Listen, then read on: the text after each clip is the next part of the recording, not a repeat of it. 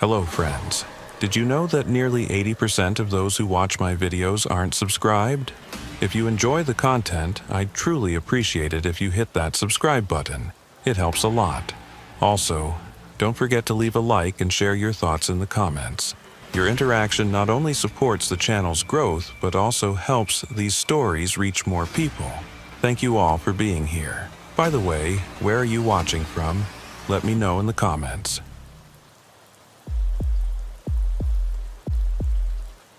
My name is Thorne Ellery, and I've been doing cave rescue diving for 17 years. People usually ask why I do this work, as if it's a matter of courage or heroism. It's not. This job is about precision, protocol, and managing your own fears while keeping someone else alive in an environment designed to kill you both. I tell people it's like being a surgeon who operates in the dark, underwater, with a timer counting down to 0. Most nod and change the subject. They don't really want to know. The call came in on a Wednesday afternoon in late March. I was in my garage, servicing regulators. Mindless work that lets you think about other things. My phone buzzed with the incident commander's number. Before I answered, I already knew it would be bad. They don't call me for the easy ones anymore. The victim was a recreational diver who'd gone into a sump passage alone, against every rule we teach. His buddy had waited at the surface for 40 minutes before calling for help. That 40-minute delay meant we were already working against probabilities that made my stomach tight. The site was a karst system about 90 miles north, a place I'd dived once before during a training exercise. The topside team had already established a perimeter when I arrived. I could see the sheriff's department vehicles, the volunteer search and rescue trucks, and a news van that had somehow beaten me there. The incident commander met me at my truck before I'd even killed the engine. He was a former paramedic named Stevens who'd moved into coordination work after losing feeling in his hands from too many cold water extractions. He didn't waste time on pleasantries. Single diver, male, mid-30s, entered the system at 1300 hours. His buddy says he was planning to push a restriction about 300 feet back. The buddy stayed at the entry pool because his ears weren't clearing. Smart guy. Stevens' sarcasm was thick enough to cut. We've got one other certified cave diver on scene, but she's not rescue rated. I need you to do the assessment. I suited up with the efficiency of repetition, each movement automatic.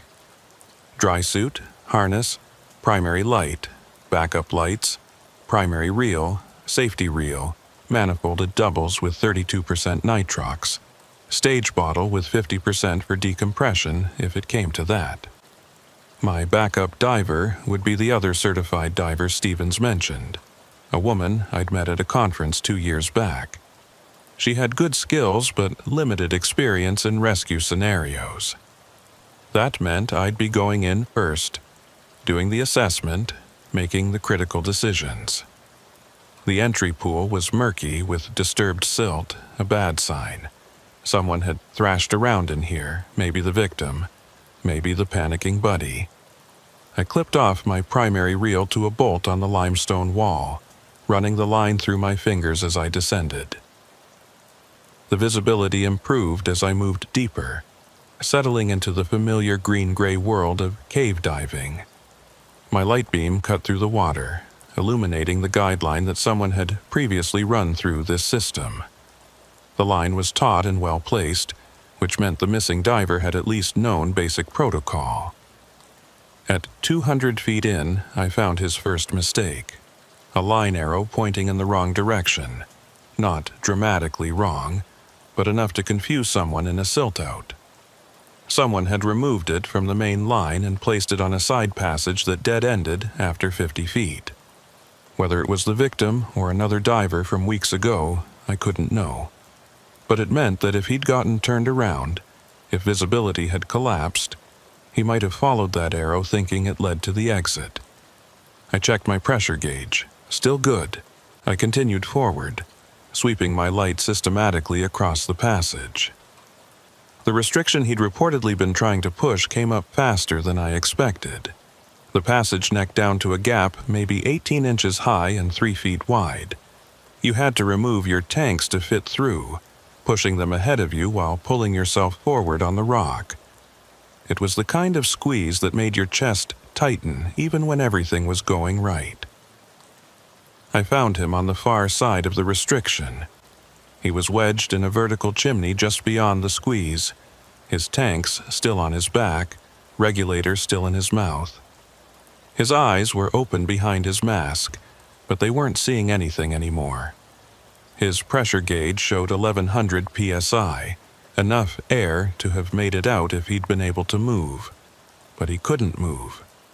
The chimney was a false passage, a dead end that angled up 15 feet before tapering into solid rock. He'd swum up into it, probably disoriented from the restriction, and then couldn't figure out how to reverse course in the narrow space. Classic entrapment. His fins were tangled in his own guideline, which had somehow wrapped around his ankles during his attempts to turn around. I approached slowly, checking for any sign of life I might have missed. But the stillness of his body, the way the water had already begun the work of erasing him, there was no question. My job now wasn't rescue, it was recovery. I took photos with the underwater camera attached to my harness, documenting the position, the entanglement, the gauge readings. The incident commander would need this for the report. The family would need it for closure, though I doubted the photos would bring any comfort. The recovery itself took 90 minutes. I had to cut away his guideline, carefully extract him from the chimney in segments, tanks first, then body, controlling the descent to avoid stirring up silt. My backup diver met me at the restriction and helped pass the body through. We moved in silence, communicating only through hand signals and the occasional touch on the shoulder. There's a rhythm to body recovery that's different from rescue work. Slower, more deliberate. You're not fighting against time anymore. Time has already won. We brought him to the surface just after nightfall. The family wasn't there, which was a mercy. The coroner's team took over from there, and I spent the next hour debriefing with Stevens, walking him through what I'd found. The wrong arrow, the false passage, the entanglement, each point on the chain of decisions that had led to death. Stevens took notes, his face neutral, professional. He'd seen this before, just like I had. Could he have saved himself? Stevens asked. I thought about that question for a long time. If he'd recognized the false passage early, yes. If he'd stayed calm enough to work out the entanglement, maybe. But that chimney, once you're up in there and you realize you're trapped, panic makes the decisions. And panic always makes the wrong ones. I drove home in the early hours of morning, still wearing my dry suit because I couldn't muster the energy to change. My wife was asleep when I got there. I stood in the shower until the hot water ran out, trying to wash away the memory of those open eyes, that stillness. But some things don't wash away. They accumulate like limestone deposits in your mind, layer by layer, year by year. The next morning, I got a call from the incident commander again. "We've got another one," he said. "Different system, about 40 miles east. 2 divers this time. Went in yesterday evening and haven't come out." I told him I'd be there in an hour, because that's what you do. You go back into the dark, into the places that kill people, and you try to bring them home. Sometimes you succeed. Sometimes you find them too late. But you always go back. The second site was worse. A flooded mine system that had been partially mapped but never fully explored. The 2 divers were experienced, both rescue certified, which made their disappearance more troubling. Good divers don't just vanish. They leave traces, clues, lines to follow, unless something goes catastrophically wrong. I descended into the entry shaft with my backup diver, a young guy from the county task force who'd been diving caves for only 3 years but showed solid judgment. We found the primary guideline intact, running deep into the system. At 400 feet, we hit the first problem, a silt-out so complete that visibility dropped to zero. Someone had stirred up decades of accumulated sediment, turning the water into a thick soup. We switched to touch contact, moving along the guideline by feel alone. The line led us to a junction point where two passages split off. One line went left, one went right. Both were marked with directional arrows, but something was wrong.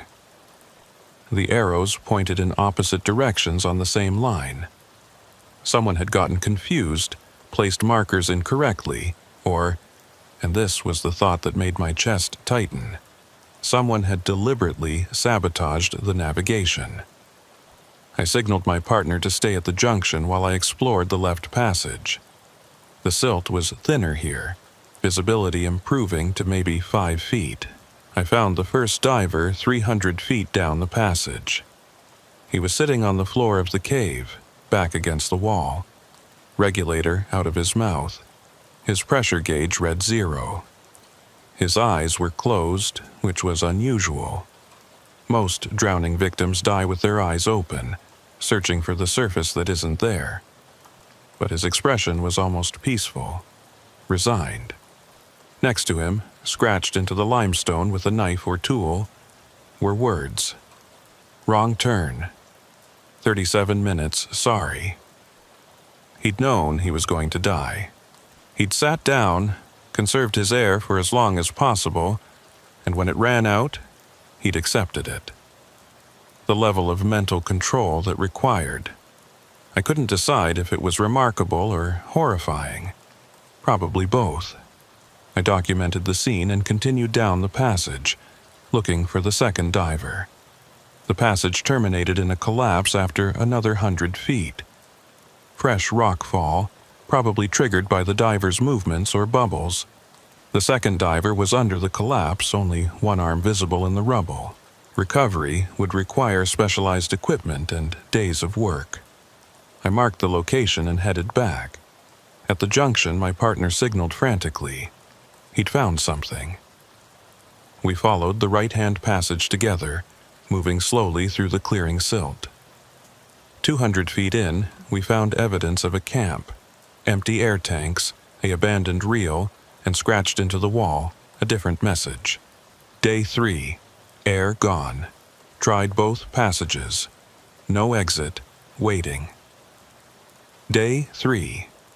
The divers had been missing for less than 24 hours.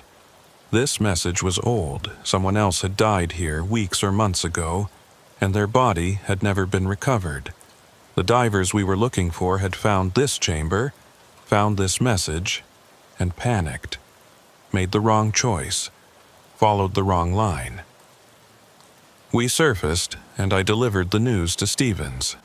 One body recoverable, one buried, and evidence of at least one more victim we didn't know about. He looked at me with tired eyes and asked the question I'd been asking myself. How many more are down there? I didn't have an answer. These systems are massive, unmapped, constantly changing. Bodies could be anywhere. And every body we found raised the question of how many we'd never find. The recovery operation took 5 days. We brought out the first diver. We excavated enough of the collapse to confirm the second diver was deceased and photographed the scene, but extracting the body would have required destabilizing the entire passage. Too dangerous, the family was informed. They weren't happy, but they understood. Sometimes the cave keeps what it takes. On the 6th day, we found the third victim, an older diver, equipment dating back to the 90s. His body had mummified in the cold water, preserved almost perfectly. His tanks were full. His gear was functional. He'd died of hypothermia probably after getting lost and exhausting himself trying to find the exit. The message on the wall made sense now. Day 3. He'd survived for 3 days before the cold took him. I stopped taking recovery calls for 2 months after that. Told Stevens I needed a break, needed to reset. He understood. He'd been where I was, staring into the dark and wondering why we bother. But the calls kept coming, and eventually I started answering again. Because someone has to. Someone has to go into the places that terrify everyone else and try to make sense of the senseless. Last month I got called to a system I'd never dived before. A solo diver had gone in, experienced and well-equipped. His truck was found at the trailhead. His entry log showed he'd gone in at dawn, but he never came out. I descended into the entry pool and found his guideline, perfectly placed, leading into the dark. I followed it for 600 feet, through restrictions and chambers, past side passages and false leads. The line ended at a wall, just stopped. No marker, no note, no body, just a line tied to a bolt in solid rock. I searched the area for an hour, checking every crack and crevice. Nothing. I surfaced and reported to Stevens. The line ends, but he's not there. Stevens looked at me with an expression I couldn't read. What do you think happened? I thought about all the bodies I'd found, all the ways people die in caves. Entrapment, drowning, disorientation, equipment failure, exhaustion. But this was different. This was a line that led nowhere. A diver who vanished without trace. And I realized, standing there in my dripping dry suit with my mind full of dark water and limestone, that maybe I didn't want to know. I think, I said slowly, that some caves don't give back what they take, and maybe that's how it should be. Stevens didn't push. He closed the case as a presumed drowning, body unrecovered. But sometimes I think about that line, ending at the wall. And I wonder if the diver found a passage I missed, a gap in the rock too small to see, or if he's still down there, swimming in the dark, following a line that goes nowhere, forever. I still take calls. I still go into the caves. But now, sometimes, I find myself hesitating at the edge of the dark, wondering what's really down there, wondering if all the bodies we find are the only ones waiting, wondering if the caves aren't just passive spaces, but something more, something that learns, that remembers, that keeps score. My wife asks me why I don't quit. I tell her it's the money, the sense of purpose, the need to help people, all true. But the real reason, the one I don't say out loud, is simpler and more disturbing. I need to know. I need to see what's down there in the dark. I need to find the missing pieces. Even if those pieces are bodies. Even if those pieces are me someday. Because that's what cave diving is, really. It's not about exploration or rescue or recovery. It's about confronting the parts of the world that refuse to be known, that resist understanding, that swallow people whole and never explain why. And every time I clip off my line and descend into the black, I'm asking the same question. Is today the day I don't come back? So far, the answer has been no. But I've seen enough to know that eventually, inevitably, the answer will change. The cave will keep me, like it kept the others, and someone else will descend into the dark, following their own line, and they'll find mine, ending somewhere it shouldn't, leading nowhere. Just another mystery in the depths, just another question the limestone refuses to answer. Until then, I keep diving, keep searching, keep bringing home the ones I can and documenting the ones I can't. It's not heroic, it's not even particularly noble. It's just what happens when you spend enough time in the dark. You become part of it, and it becomes part of you. And somewhere in that exchange, you lose the ability to tell where you end and the cave begins. My name is Muriel Sutter, and I learned everything important about cave rescue on a night when I should have said no. The call came at 11 p.m. on a Thursday in February. I was off rotation, technically, finishing a glass of wine and halfway through a documentary about deep-sea exploration. The irony of watching people explore one hostile environment while being asked to enter another wasn't lost on me. The incident commander's voice on the phone was tight, controlled in that way that means everything is barely holding together. 3 divers trapped, rising water. Flash flood prediction upgraded to certainty in the next 2 hours. I had 90 minutes to reach the site, assess, and execute a plan that would either save 3 lives or add mine to the count. The system was one I'd trained in but never run a rescue operation through. A network of sumps and air chambers that wound through a mountain ridge for over 2 miles. Beautiful in summer, when the water was low and clear. Deadly in spring runoff, when snowmelt turned the passages into high-pressure sluices. The 3 divers were students from the university, part of a research team studying aquifer dynamics. They'd gotten their permissions, filed their dive plan, done everything right except check the weather forecast for the mountains 70 miles upstream. A warm front had hit the snowpack. Rapid melt. The water in the system had already risen 3 feet in the past hour and was still climbing. I arrived on scene to organized chaos. The topside coordinator had set up incident command in a gravel parking area near the trailhead. Equipment was staged, medical personnel were on standby, and a hydrologist from the university was delivering a rapid-fire assessment of the water dynamics that made my stomach drop. The flood pulse hadn't peaked yet.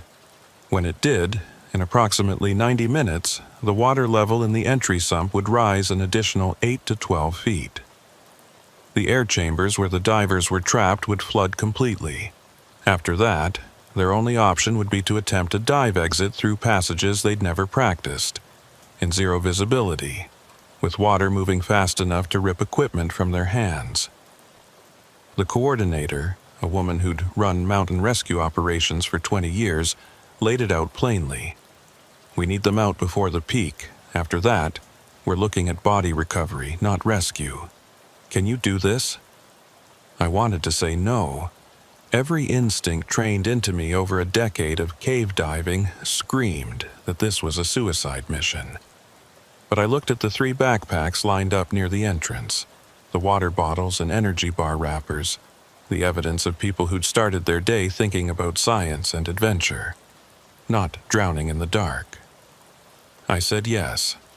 My support diver was already on scene, a calm veteran who'd done flood extractions before.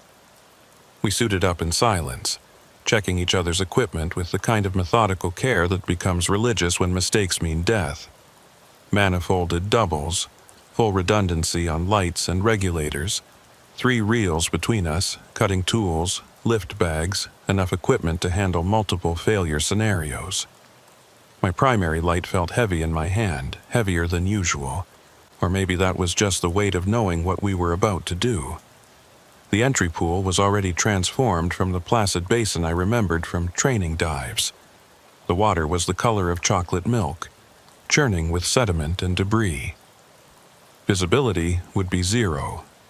We'd be navigating entirely by guideline and feel, in current strong enough to pull us off course.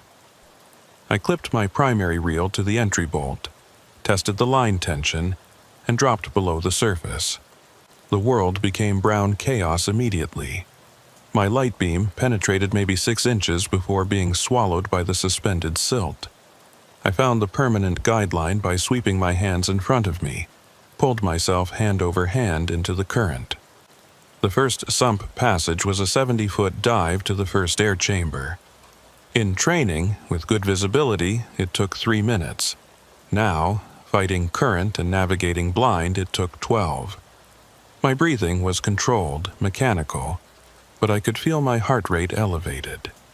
The current was stronger than predicted, trying to push me sideways into the passage walls. I had to maintain constant tension on the guideline to avoid being swept into side passages or slammed into obstacles. My support diver stayed close, his hand occasionally touching my fin to confirm he was still with me. We emerged in the first air chamber gasping not from exertion, but from the sheer mental effort of the passage. The chamber was smaller than I remembered. The water had risen at least 4 feet since my last dive here 6 months ago. What had been a comfortable space with 10 feet of airspace was now a claustrophobic pocket with maybe 3 feet between water and ceiling. And it was still rising. I could see the wet marks on the walls showing where the water line had been 5 minutes ago, 10 minutes ago, an hour ago. Watching it climb was like watching a countdown clock. The divers we were looking for were in the 3rd air chamber, 2 more sumps away. We had to keep moving. The 2nd sump was longer, deeper, more technical. 120 feet with a restriction halfway through that required removing tanks and pushing them ahead of you. In good conditions, it was challenging. In flood conditions, in zero visibility, it was the kind of passage that killed experienced divers. I felt my way to the restriction, found it half choked with debris that had been swept into the passage by the current. Branches, mud, what felt like part of a tree root system. I had to clear it by feel, pulling away obstructions while maintaining contact with the guideline, all while my air consumption ticked steadily higher from the stress and exertion. The restriction itself was a nightmare. I couldn't see the gap, couldn't judge its size or orientation. I had to strip my tanks, push them through by feel, then pull myself after them with the guideline as my only reference. The rock scraped my dry suit. I felt something tear, felt cold water begin seeping in. Not a catastrophic failure, just a slow leak that would become a problem in 20 minutes, 30 if I was lucky. I got my tanks back on, checked that my support diver had made it through, and we continued to the 2nd air chamber. If the 1st chamber had been claustrophobic, the 2nd was a coffin. The water line was now less than 2 feet from the ceiling. The air itself felt thick, heavy with carbon dioxide that had nowhere to vent. This chamber would be completely submerged in less than an hour. We didn't pause, didn't waste time. I found the guideline leading to the 3rd sump and descended immediately. This passage was the longest, 200 feet with multiple turns and a section that angled steeply down before rising back up to the final chamber. I'd practiced it dozens of times in clear water. Now, I navigated by memory and touch, counting my pull strokes on the guideline to gauge distance, feeling the angle of the passage to estimate my position. Halfway through, the current shifted. Instead of pushing against us, it suddenly pulled, trying to suck us deeper into the passage. A reversal flow. The flood pulse was interacting with the cave's natural hydraulics in unpredictable ways. I felt my support diver's hand grip my ankle, a signal to stop.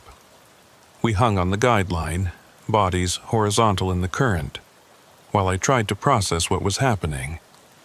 If the flow was reversing, it meant water was backing up somewhere in the system. Pressure building. The kind of pressure that could turn a manageable passage into an impassable siphon in minutes. I made a decision. We couldn't retreat. The passages behind us were likely even worse now. We had to push forward, get to the divers, and execute the extraction before the system became completely unnavigable. I signaled my support diver to continue and pulled myself deeper into the passage. The current fought us every foot. My arms burned from the constant tension on the guideline. My air consumption was climbing into the danger zone. I was running calculations in my head, third's rule be damned. We'd blown past our turn pressure 5 minutes ago. This was survival now, not protocol.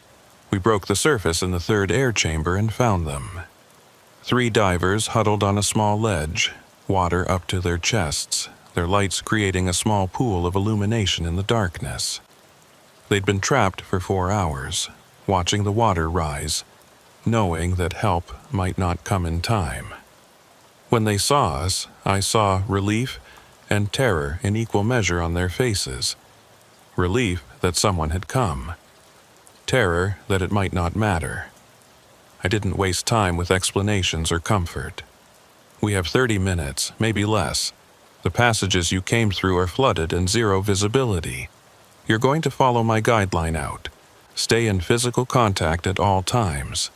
If you lose the line or lose contact, stop moving and wait for me to find you. Do exactly what I say, exactly when I say it. Questions? The lead diver, a woman maybe 10 years younger than me, asked the only question that mattered. What if we don't make it? I looked at her directly. Then we all die together, so we make it. Understand? She nodded.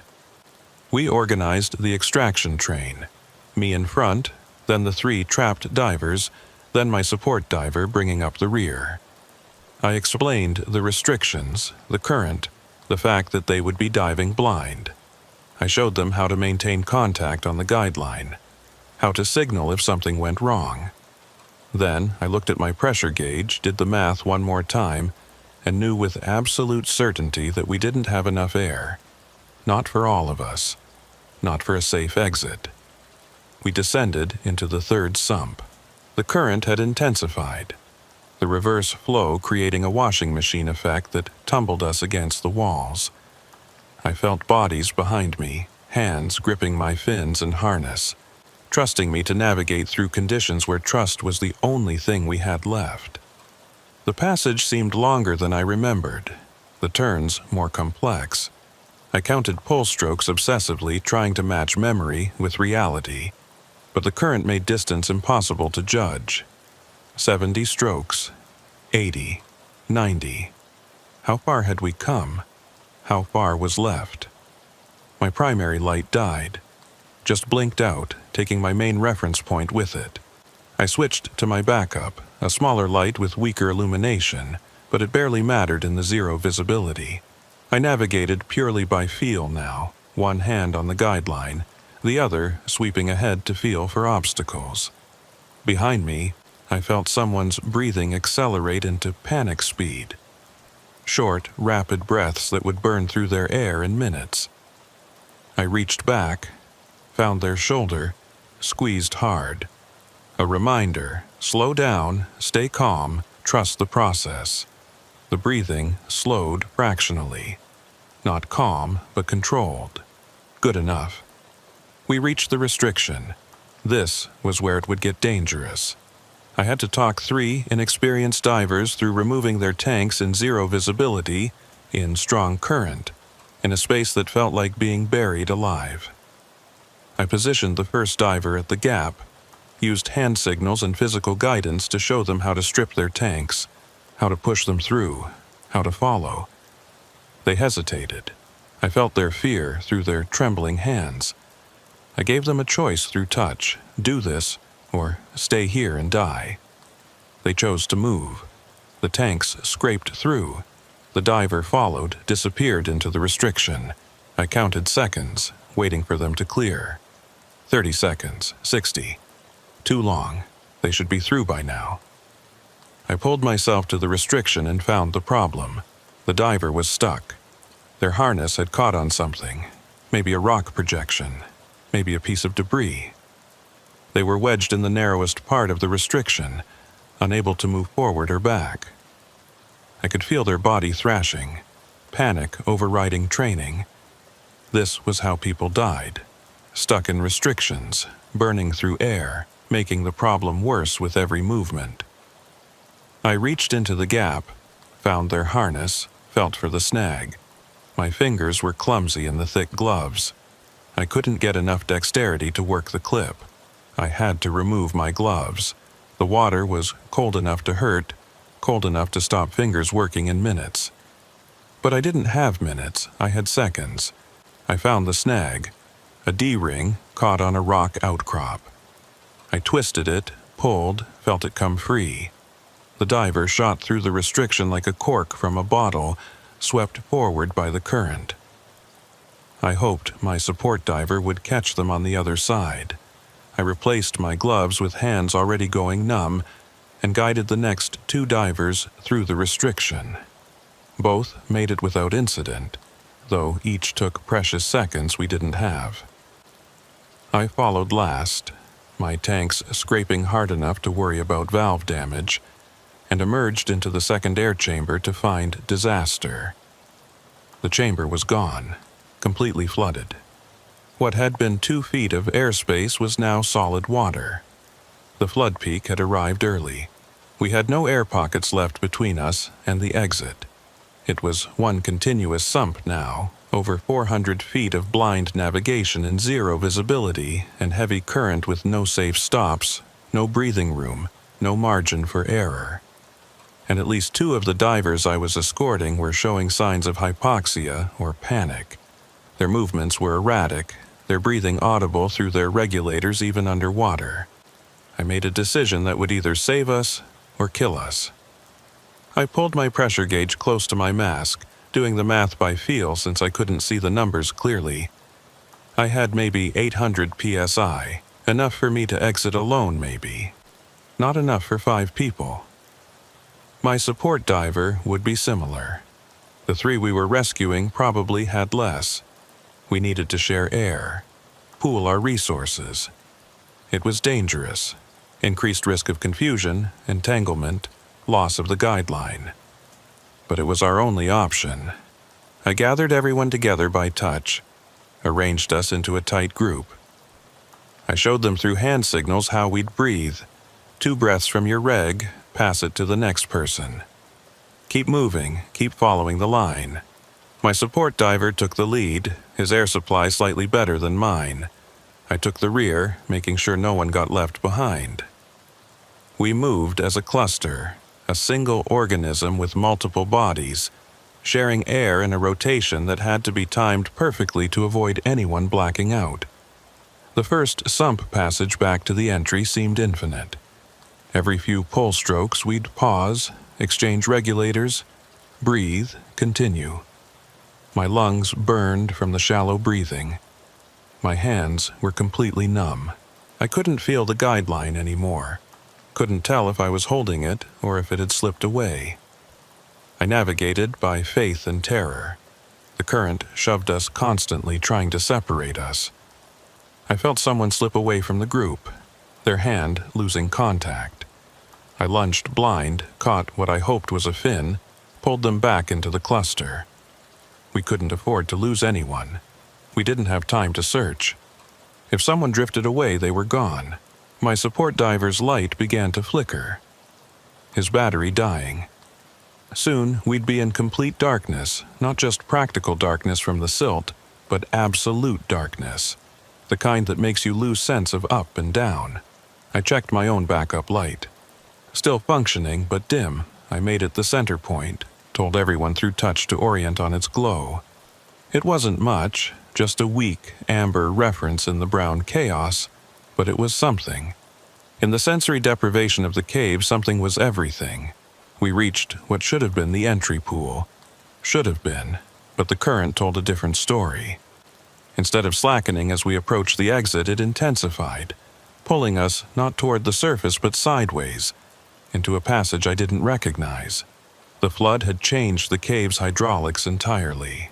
Water was flowing through routes that didn't exist in normal conditions, creating new passages or opening old ones that had been dry for years.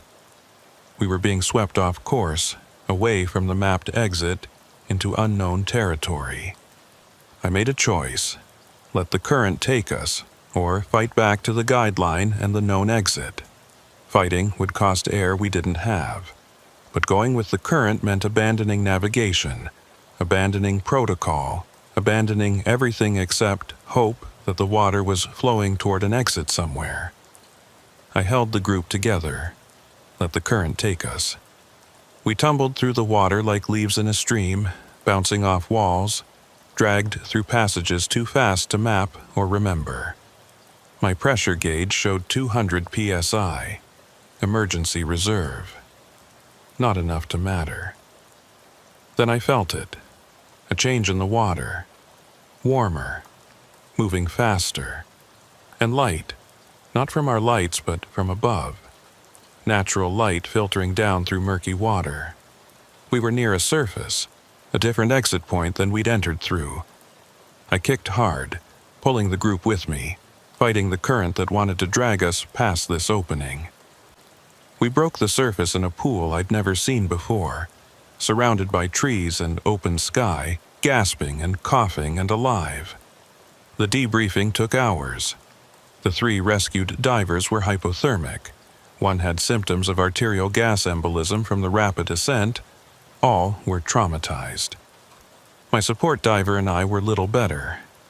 I'd torn my dry suit in 3 places, had moderate hypothermia, and had used up more than 5 years of luck in 90 minutes.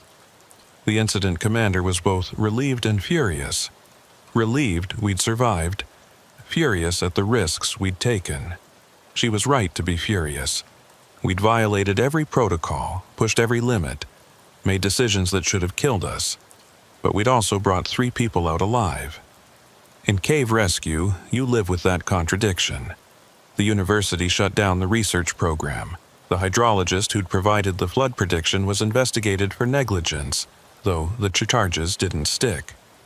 The cave system was closed to diving indefinitely, marked as too unstable during runoff season.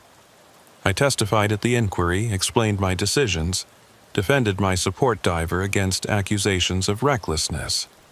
We were cleared of wrongdoing but flagged as high-risk operators, a designation that meant fewer calls, more oversight, more questions before every deployment. I didn't care about the designation. What bothered me was the math. I'd had 800 psi at the final decision point. I'd surfaced with less than 50. Somewhere, in those 400 feet of blind navigation sharing air with 5 people, I'd been operating on empty. My regulator should have been drawing nothing but vacuum, but it kept delivering air, kept letting me breathe, kept me conscious long enough to reach the surface. The technician who serviced my rig after the rescue found nothing wrong. The tanks weren't overfilled. The gauges were accurate. The air I'd breathed in those final minutes simply shouldn't have existed. I told myself it was an anomaly, a quirk of pressure differentials or tank configuration.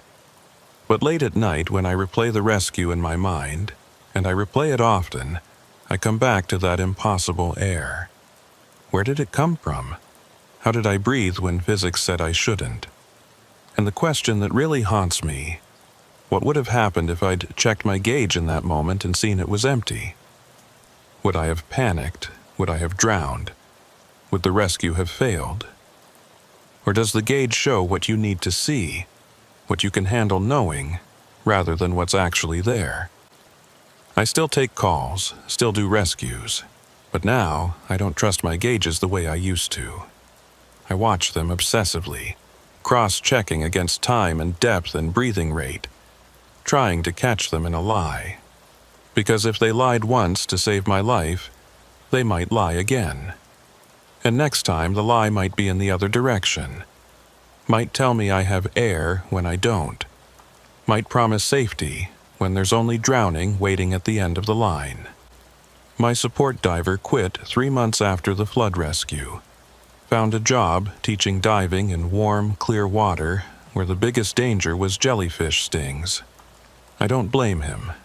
He'd seen what I'd seen, breathed that impossible air, and decided he didn't want to know if it would happen again. I made a different choice.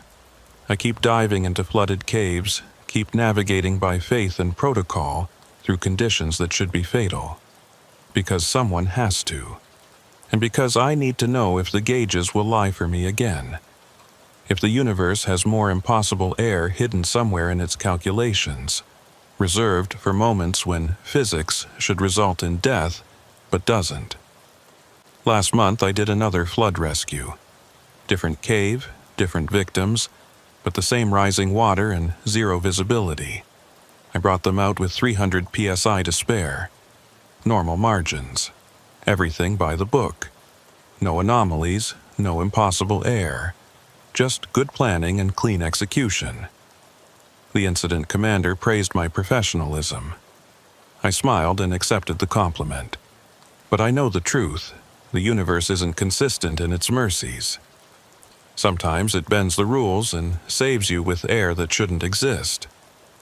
Sometimes it follows the rules exactly and lets you drown. You never know which version you'll get until you're already committed, already in the dark, already breathing from a tank that might be full or might be empty regardless of what the gauge claims. And that's the real terror of cave rescue diving. Not the darkness or the current or the restrictions. It's the uncertainty. It's diving into an environment where the physical laws aren't as absolute as we pretend, where gauges might lie, where impossible things happen just often enough to make you question everything.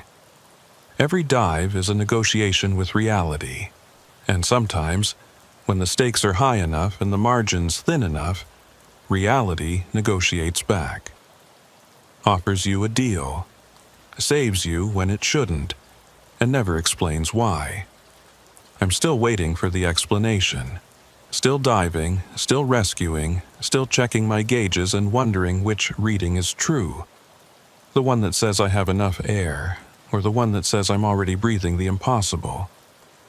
Because in the caves, in the flood-dark sumps where people go to die and sometimes inexplicably live, both readings are equally real and equally false, and the difference between them is just another mystery the water refuses to answer.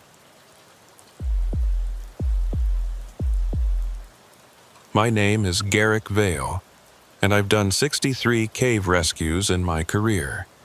62 of them followed a predictable pattern: get the call, assess the situation, execute the recovery, document the lessons learned. The 63rd taught me that some situations don't fit patterns. Some caves don't release their secrets even when you bring the victim out. Sometimes what you rescue is just a body with a pulse, and the person who went into the cave never comes back at all. The call came during a training weekend. I was in the mountains with 8 other rescue divers, practicing long penetration techniques in a system we all knew well. When the incident commander's number appeared on my phone, I almost didn't answer. We were off the clock, off duty, supposed to be focused on skills development. But you don't ignore those calls. You never know when the 10 seconds you save by answering immediately will be the difference that matters.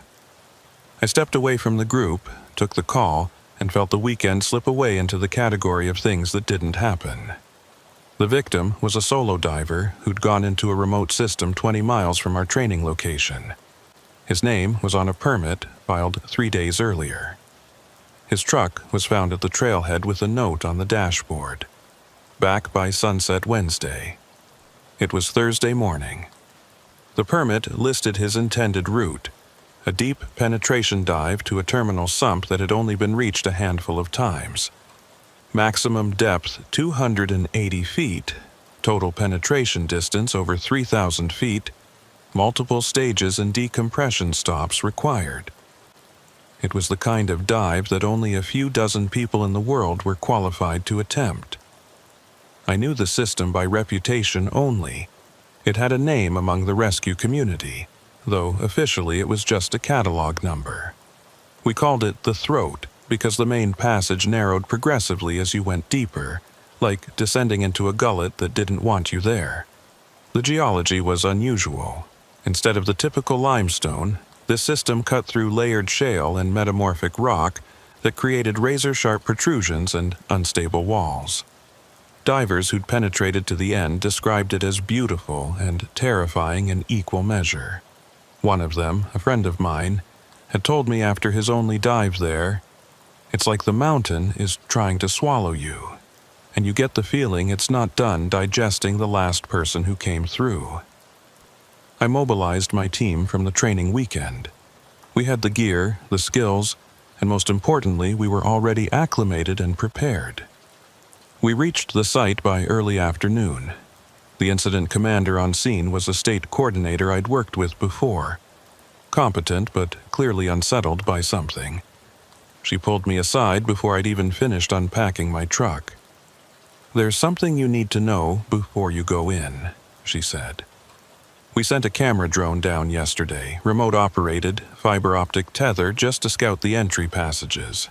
It got to about 800 feet before the tether snapped. But before we lost signal, it captured something. I need you to watch this." She pulled out a laptop and showed me the footage. The camera perspective was dizzying. Narrow passages, sharp rock, the telltale markers of a guideline running deeper into the system. At 700 feet, the camera's light illuminated something on the cave floor. It took me a moment to process what I was seeing. Equipment, a deco bottle, a light, a reel, all arranged in a neat pile. Not scattered like they'd been dropped. Arranged, like someone had carefully staged them. At 800 feet, just before the feed cut out, the camera caught a glimpse of something else. A marking on the wall, carved or scratched into the rock. The image quality was poor, but it looked like text. One word, deeper. "That's his equipment," the commander said. "Serial numbers match his permit application. But if he staged it at 700 feet, that means he continued beyond that point without his deco gas, without backup lights, without the ability to run a safety reel. That's not just risky, that's suicidal." I studied the image, trying to make sense of it. Experienced divers don't abandon critical equipment. Not unless something has gone seriously wrong, or seriously right, in a way that makes them stop thinking rationally. I've seen it before, divers who get so focused on reaching an objective, so committed to pushing one more restriction, or seeing what's one more chamber deeper, that they start making trade-offs that would horrify them on the surface. The cave offers them a choice: turn back with gear intact, but goals unmet, or press on light and fast and damn the consequences. Some divers choose wrong. "How much air was in his staged bottles?" I asked. "The deco bottle was full, never used. The state park team checked it this morning." That made it worse. He hadn't used his decompression gas because he'd never intended to, which meant either he'd planned a one-way trip or he'd believed he could get out some other way. Neither option was rational. Both options were terrifying. I suited up for a reconnaissance dive, not a rescue. My job was to reach the staged equipment, assess the situation, and determine if extraction was even possible. I took one support diver with me, a woman named Chen, who had more deep cave experience than anyone else on the team. We loaded up with stage bottles, redundant everything, enough gas to handle extended decompression if needed. The entry pool was unremarkable, a clear basin surrounded by trees, deceptively peaceful. You'd never know it led to one of the most demanding cave systems in the region. The descent was gradual, the passage sloping down at a gentle angle that lulled you into a false sense of accessibility. The rock formations were beautiful in the light, stacked layers of sediment compressed over millions of years, now exposed and shaped by water. We followed the permanent guideline, checking tie-offs and markers as we went. Everything looked normal, well maintained. At 400 feet, the passage began to narrow. At 500, it narrowed more. The throat was starting to close. By 600 feet, I was moving through spaces that required careful body positioning to navigate. The rock pressed in from all sides, sharp edges catching on equipment if I wasn't precise. My breathing was controlled, automatic, but I was aware of my heart rate climbing. This was the kind of passage where you didn't want to panic, where panic would wedge you into a position you couldn't escape from.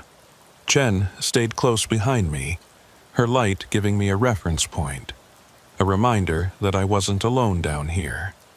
We found the staged equipment at 700 feet, exactly where the camera had shown it.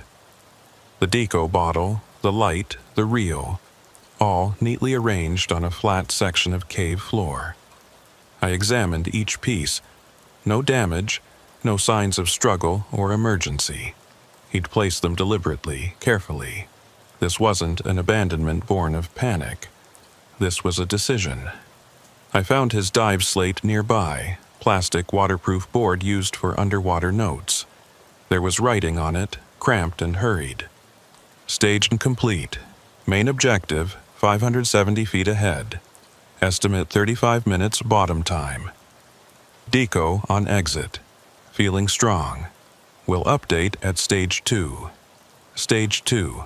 He'd planned multiple equipment caches, which meant he'd known this dive would require staged decompression on the way out, had known he was pushing well beyond safe limits, and had done it anyway.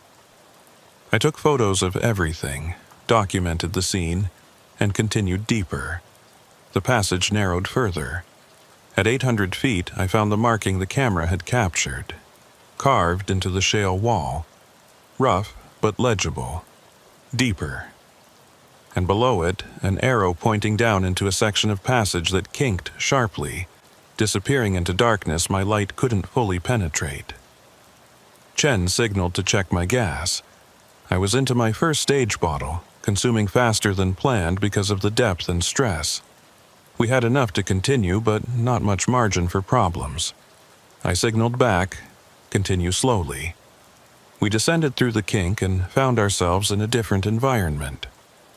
The passage opened up, the restrictions giving way to a larger chamber, but the rock changed. The layered sediment gave way to something darker, more crystalline.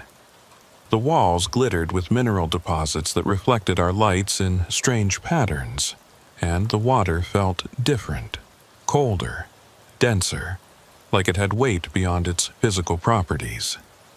At 900 feet, we found Stage 2, another cache of equipment, more substantial this time.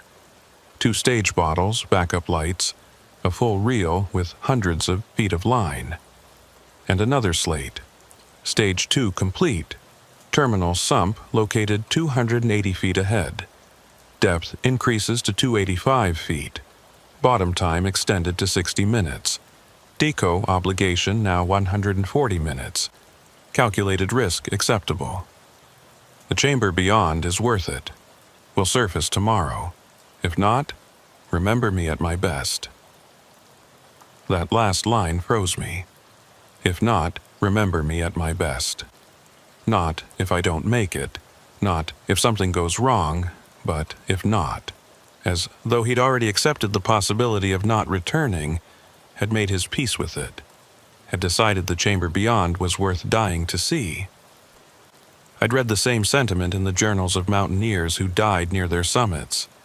The willingness to trade existence for achievement, life for legacy. It was the mentality that got people killed in the mountains. And in the caves, it got them killed in ways that left no bodies to recover, no evidence except abandoned equipment and cryptic messages. I checked the line leading deeper. It was his personal line, not the permanent guideline. He'd run it himself, which meant he'd been first into whatever lay ahead. I made a decision. Chen and I would push to the terminal sump, locate the victim if possible, and make an assessment. If he was alive, we'd initiate extraction. If not, we'd document and exit. We had enough gas for that plan if everything went perfectly. And in caves, nothing went perfectly. But I've learned to live with imperfect margins. The passage to the terminal sump was the most demanding diving I'd ever done. It narrowed to a gap that required removing tanks and pushing them ahead, then slithered through a series of S-curves that forced complete body flexibility.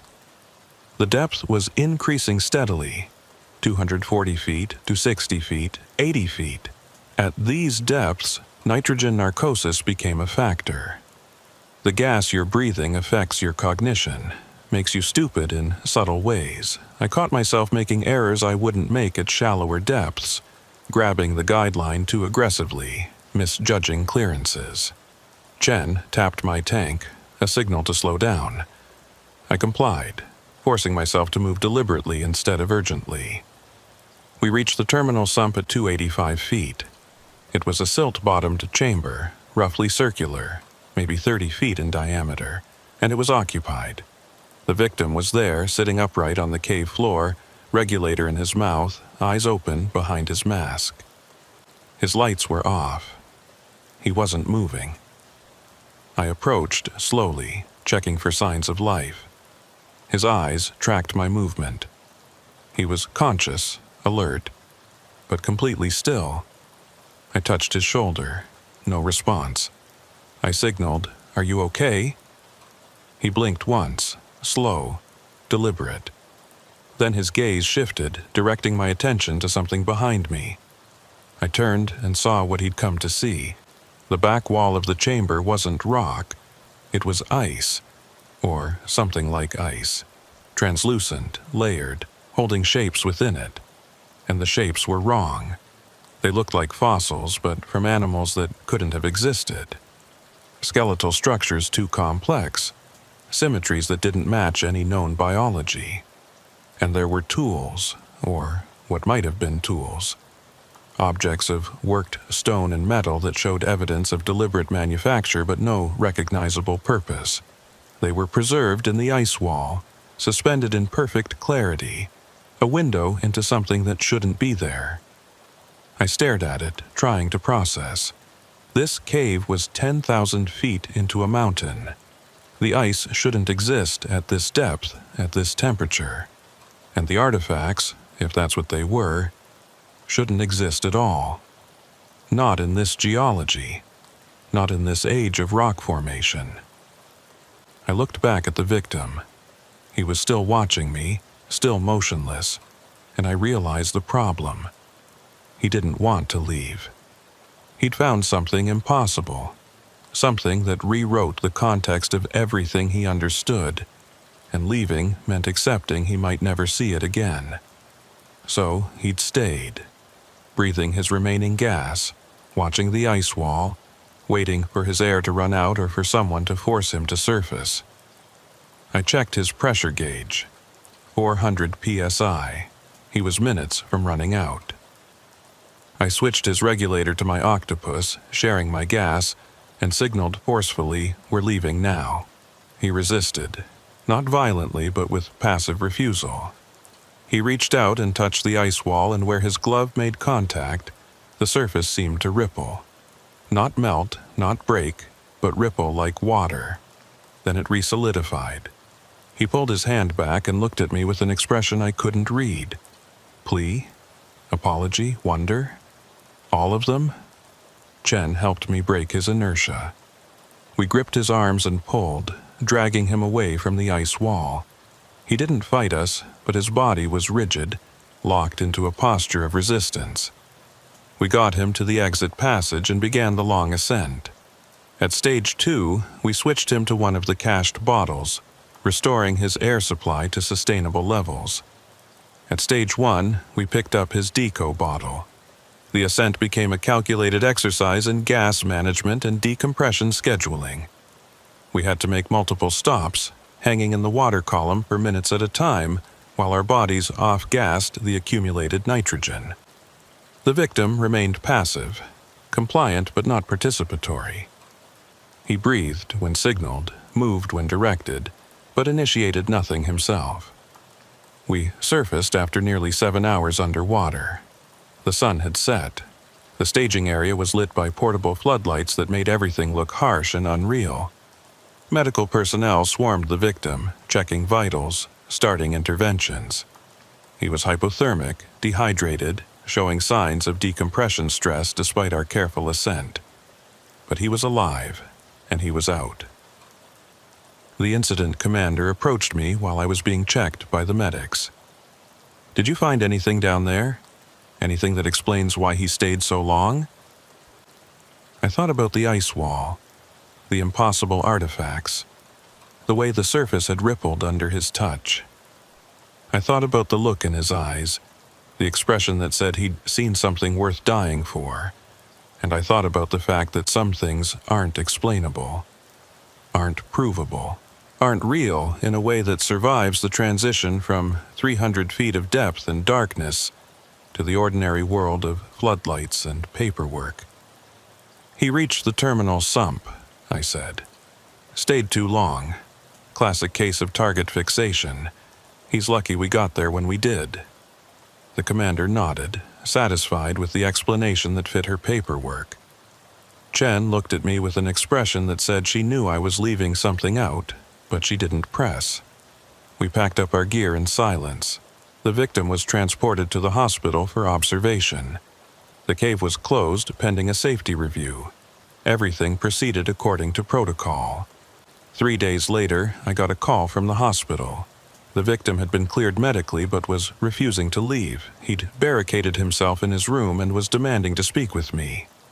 Against the advice of the hospital administration, I went.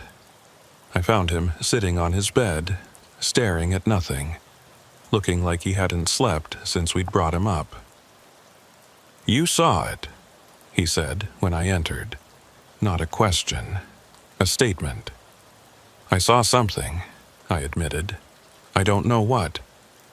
It's still there. It's waiting. Someone needs to document it, study it, understand what it means." He looked at me with wild eyes. "We found evidence of something that shouldn't exist, something that changes everything, and we just left it there. We left it there because staying would have killed you. Staying longer would have killed all of us. Some things are worth dying for."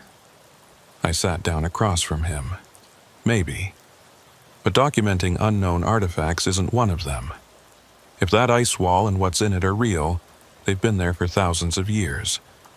They'll be there when we can mount a proper expedition with the right equipment and safety protocols. Going back alone, with barely enough gas to reach it, isn't documentation. It's suicide. He laughed, bitter and sharp. "You think anyone will believe us? You think any university or research institution is going to fund an expedition based on the ravings of a diver who spent too long at depth? They'll say it was narcosis, hallucination, oxygen toxicity. They'll explain it away, and that'll be the end of it." He wasn't wrong. I'd already filed my official report, and I'd left out the ice wall entirely. Described the terminal sump as empty, except for the victim. Chen had done the same. We'd made the decision together, wordlessly, understanding that some observations don't belong in official documents. Not because they're untrue, but because they're unprovable. And unprovable observations from extreme depth become evidence of nothing except the observer's compromised judgment. "So, what do you want from me?" I asked. "Go back. Document it properly. Take cameras. Take samples if possible. Prove I'm not crazy." He pulled out a waterproof notebook, the kind divers use for underwater notes. It was full of sketches, diagrams, measurements. I drew everything I could remember. The shapes in the ice, the arrangement of artifacts, the dimensions of the chamber. But drawings aren't enough. I need you to prove it's real. I looked at the drawings. They matched what I'd seen, which meant either we'd both experienced the same hallucination, or we'd both seen something genuine. Neither option was comforting. I told him I'd think about it. Left the hospital and spent the next week trying to convince myself to forget, to let the memory fade, chalk it up to narcosis or stress, or the tricks the mind plays in extreme conditions. But the drawings haunted me. The precision of them, the detail, the absolute certainty that they represented something real. I went back to the cave 2 months later. Solo dive, unofficial, off any rescue roster. I didn't tell Chen, didn't tell the incident commander, didn't file a permit. Just loaded my truck with enough equipment to reach the terminal sump and do a proper documentation dive. I told myself I was verifying a safety hazard, checking for unstable ice formations that could threaten future divers. But I knew the truth. I was going back to see if it was real, if I'd seen what I thought I'd seen, if the impossible artifacts frozen in ice were memory or reality. The descent was familiar now, the passages and restrictions mapped in my muscle memory. I reached stage 2 in good time, reached the terminal sump with gas to spare, and found nothing. The chamber was empty, the walls solid rock. No ice, no artifacts, no evidence that they'd ever been there. I spent 20 minutes searching, checking every surface, trying to find some sign of what I'd seen. But the cave had reset itself to ordinary. just rock and water and darkness, refusing to yield its secrets a second time. I surfaced with more questions than answers. The victim's drawings remained in my possession, detailed and specific, describing something that apparently no longer existed. Chen never asked me about what we'd seen, and I never volunteered the information. The cave remained closed for another year, then reopened with additional restrictions.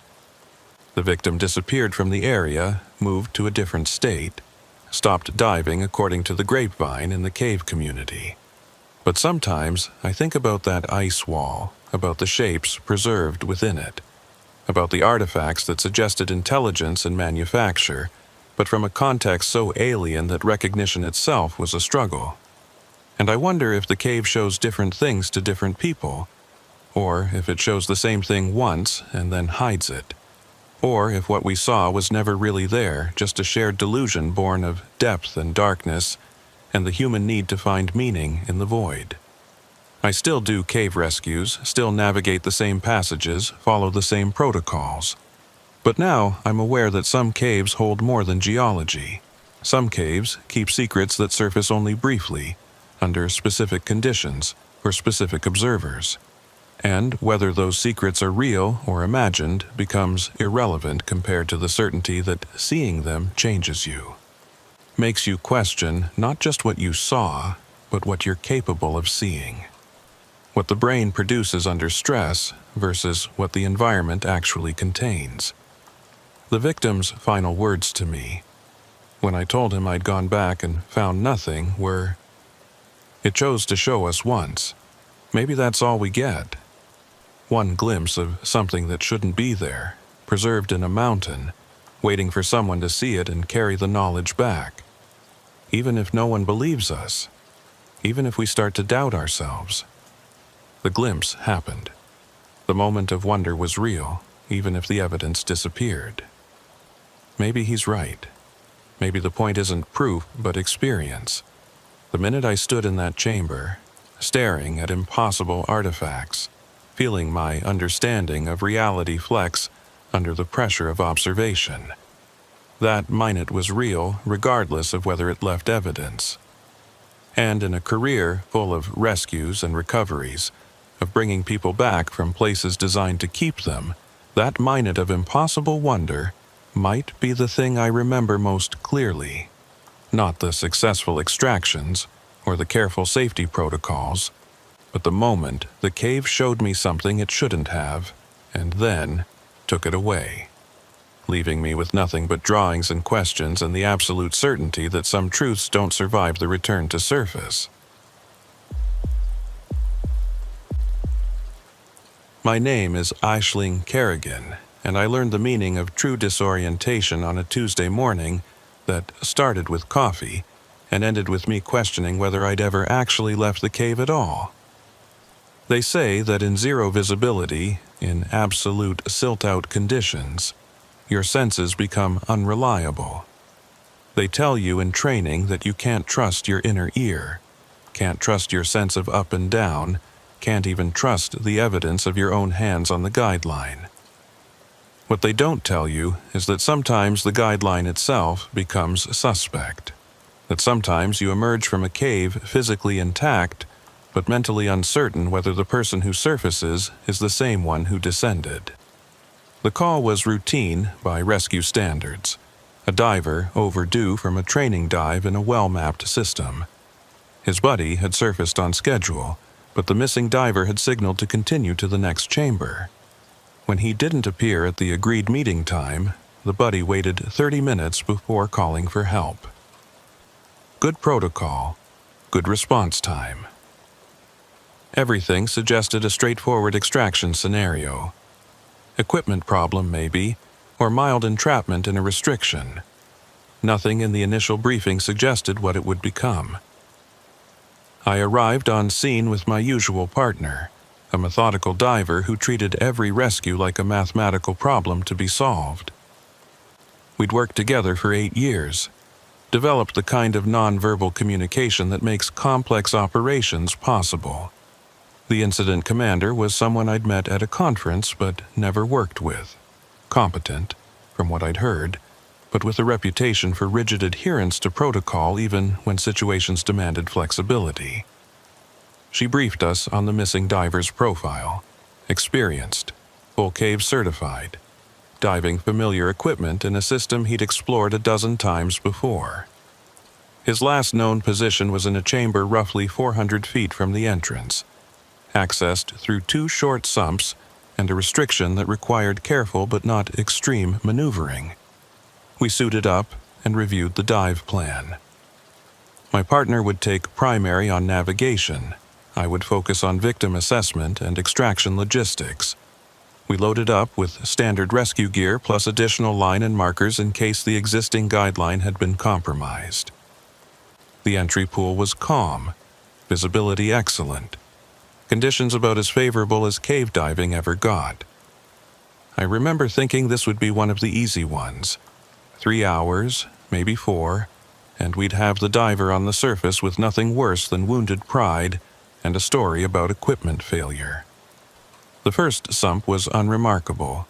We followed the permanent guideline through a gently curving passage that opened into an air chamber after about 60 feet. The chamber was small but comfortable, with enough space to stand waist-deep in water and breathe normal air.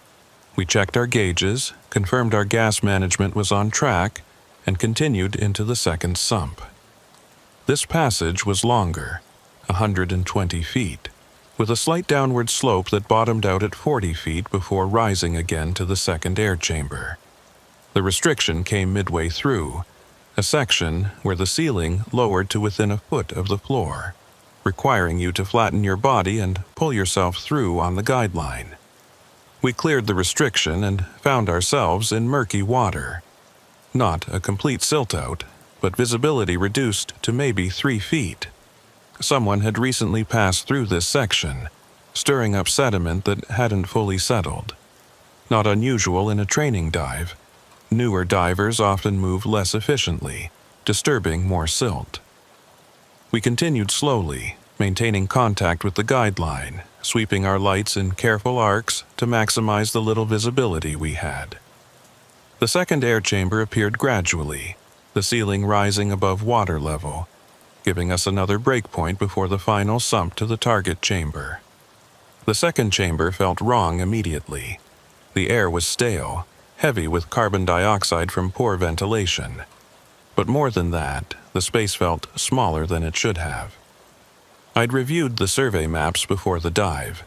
This chamber was supposed to be roughly 15 feet by 20 feet, with 10 feet of vertical clearance above the water. What we'd surfaced into was maybe 8 feet by 10, with barely 4 feet of airspace. I checked my compass, confirming our orientation. According to the instrument, we were exactly where we should be. But the chamber dimensions didn't match. My partner signaled concern. I signaled back, continue but alert. We descended into the third sump, which should have led to the chamber where the missing diver was last seen. The guideline was intact, running true into the murk. Visibility was worse here, maybe 2 feet, and deteriorating as we moved. We were in full, silt-out conditions now, navigating entirely by touch on the line. My partner was ahead of me, feeling his way forward when I felt the line go slack. Not broken, not tangled, just slack, like the tension had disappeared. I gave it a gentle tug. Nothing. I pulled harder. The line came toward me freely, no resistance, no attachment to anything ahead. I caught up to my partner and signaled the problem. We were both holding sections of guideline, but the line didn't connect to anything forward or back. It was a loop, somehow, or we'd gotten turned around. Except, turning around in zero visibility on a guideline is essentially impossible if you're maintaining proper contact. The line itself prevents disorientation. That's its purpose. I checked my compass, still indicated the same bearing. I checked my depth gauge, 38 feet, which matched the surveyed depth of this passage. Everything said we were where we should be, except the guideline was telling a different story. We made a decision to surface, reset, and assess. But when we attempted to ascend, we found ceiling, rock, solid and continuous, where there should have been open water leading to an air chamber. My partner signaled emphatically, "Check depth." I checked, still 38 feet. But we were pressed against a ceiling that shouldn't exist. I fought down panic, forced myself to think systematically. We'd made an error somewhere, entered a wrong passage, followed a false line, gotten turned around despite precautions. The solution was to backtrack, return to a known position, start over. We turned back, following the guideline in what should have been the reverse direction. The line led us through murk and restrictions, past sections I didn't remember from the entry dive. After what felt like 10 minutes, but was probably less, we surfaced into an air chamber. Not the second chamber we'd left from, not the first chamber, but a different space entirely. This one was larger, maybe 20 feet across, with formations on the walls, stalactites and flowstone that created an otherworldly cathedral effect. Beautiful, but wrong. The survey maps showed no large decorated chambers in this system, nothing like what we were seeing. I checked my dive computer. We'd been underwater for 40 minutes, well within our planned time, but feeling much longer. My air consumption was elevated, stress breathing, despite efforts to control it. My partner was gesturing at the walls, at the formations, clearly as confused as I was. We should not be in this chamber. This chamber should not exist. Yet here it was, solid rock and mineral deposits, as real as anything I'd ever touched. We descended again, trying different passages from the chamber. One led to a dead end after 50 feet. Another looped back to the same chamber. A third opened into a sump that seemed to go on forever. We penetrated 200 feet before deciding that was wrong, that we were moving away from the missing diver, away from the entrance, deeper into a system that wasn't matching any mental map. We surfaced in the chamber again, now breathing harder, now genuinely worried about our own situation. We'd come to rescue someone and instead gotten lost in a system I'd been told was simple and well mapped. My partner signaled, "Deploy safety reel." Good thinking. We'd tie off in this chamber, run our own guideline, mark our own path, create a reference that we controlled, that couldn't be questioned or misread. He clipped the reel to a rock formation, tested the tie-off, and we descended with our own line unreeling behind us. This time, we moved with exaggerated care, checking every turn, marking every junction. We found a passage that felt right, slightly upward angle, right diameter, rock textures that matched my memory of the entry route. The passage led to another air chamber. This one matched the second chamber's described dimensions. Relief flooded through me until I saw the walls. They were marked, carved with scratches and symbols that looked like tally marks or crude maps. Dozens of them, maybe hundreds, covering every accessible surface. Some were fresh, recent cuts through algae and mineral buildup. Others were old, partially obscured by new deposits. Someone had been here many times, marking the walls, marking their attempts to navigate out, marking days trapped. I couldn't tell. My partner was examining the marks closely, his light tracing the patterns. One set of scratches resolved into words. "Exit not where you think. Follow the cold." Below it, different handwriting. Fresher cuts. Followed cold, still here. Day 2. And below that, barely legible. There is no day 2. Time doesn't work. I checked my dive computer again. 47 minutes elapsed. But my air consumption suggested longer. I was into my reserve, breathing gas I'd planned to have for the exit. My partner's gauge showed similar depletion. Either our stress was burning through air faster than calculation suggested, or we'd been down longer than our instruments indicated. Neither option was good. I signaled, "We need to exit now." My partner nodded, but his eyes behind the mask looked uncertain. Exit to where? Which passage? We chose the one that felt most familiar, following our own guideline back. It should have led directly to the chamber where we'd tied off. Instead, it terminated at a wall after 80 feet. Our line, which we'd carefully deployed and monitored, now ended at solid rock. No tie-off point, no chamber, just our reel attached to nothing, floating in the water. I pulled the line taut, felt resistance, followed it hand over hand back to its origin. The line was intact, continuous, but when I reached what should have been the tie-off chamber, I found open water. No chamber, no formations, just a wide sump passage extending in multiple directions. My partner grabbed my arm, pointed at his pressure gauge. He was at 800 psi, getting dangerously low. I checked mine, 700. We'd violated the rule of thirds badly. Enough air to get out if we found the exit immediately, not enough for extended searching. I made the hardest decision of my career. We had to find the missing diver now, or we had to abandon the search and focus on saving ourselves. I signaled, one more passage, 5 minutes. Then we exit by dead reckoning. We chose a passage based on water temperature. One route felt slightly warmer, the other noticeably colder. I remembered the carved words, "Follow the cold."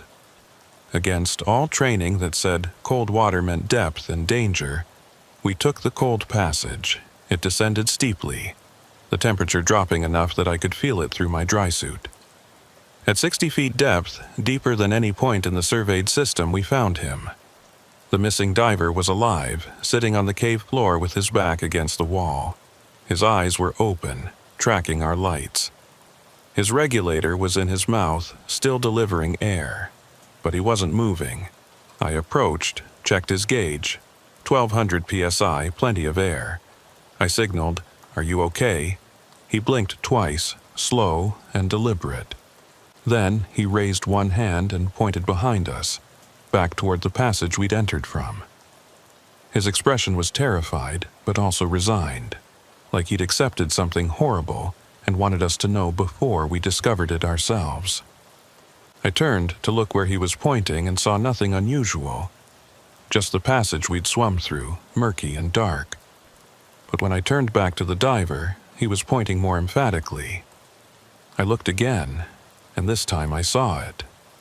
The passage entrance was changing, not moving exactly, but shifting in subtle ways. The rock formations that framed it were rearranging themselves slowly, like time-lapse footage of crystal growth. Except this was happening in real time, fast enough to perceive if you watched carefully. The passage we'd entered from was sealing itself. My partner saw it too. He grabbed my arm, signaled frantically, "Exit now." I grabbed the missing diver, tried to pull him to his feet. He resisted with surprising strength, shaking his head violently. I signaled more forcefully, "We're leaving, come now." He finally moved, but with obvious reluctance, like he was afraid of what following us would mean. We started back toward the passage, all three of us, moving as fast as zero visibility and uncertainty allowed. The passage had narrowed considerably by the time we reached it. What had been a comfortable swim-through was now a tight squeeze. We had to remove tanks and push them ahead, contorting our bodies to fit through the gap. The rock felt warm to the touch, almost organic, like it was actively closing rather than just settling. We cleared the restriction and found ourselves in yet another chamber, one I didn't recognize. This one had multiple exits, 6 or 7 passages leading away into darkness. No markings, no guideline, no reference for which way led out. I checked my compass. It was spinning, the needle rotating continuously without settling. My depth gauge showed 45 feet, then 30, then 60, flickering between readings like it couldn't decide where we were. My dive computer had multiple error messages scrolling across the screen. All our instruments were failing simultaneously, or the environment itself had become incompatible with measurement. I looked at my partner. saw my own fear reflected in his eyes. We were lost, truly lost, in a system that was apparently breaking the rules of normal caves. The missing diver tapped my shoulder, got my attention, and made a series of hand signals I didn't recognize. Not standard cave diving signals, but something else, more complex. My partner watched, shook his head. He didn't understand either. The diver tried again, slower, exaggerating the movements. Then he gave up on signals and simply started swimming, heading for one of the passages with apparent confidence. My partner and I exchanged a look. We had no better options. We followed. The passage the diver chose was tight, restrictive, with sharp rock that scraped our equipment.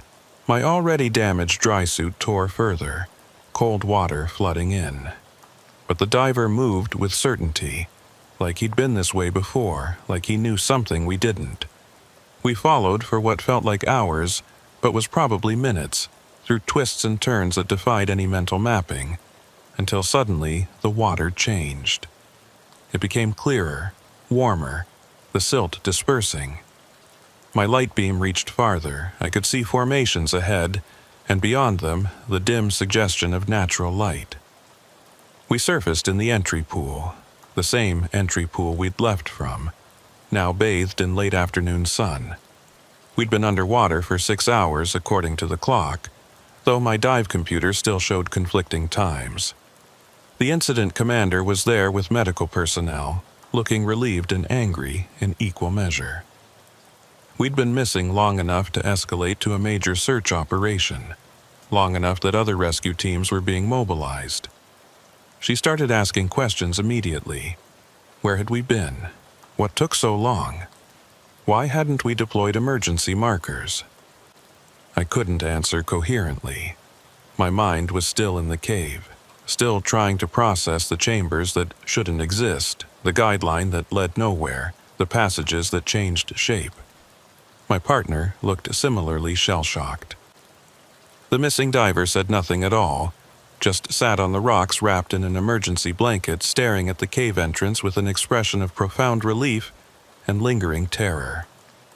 The debriefing was a disaster. Our story made no sense.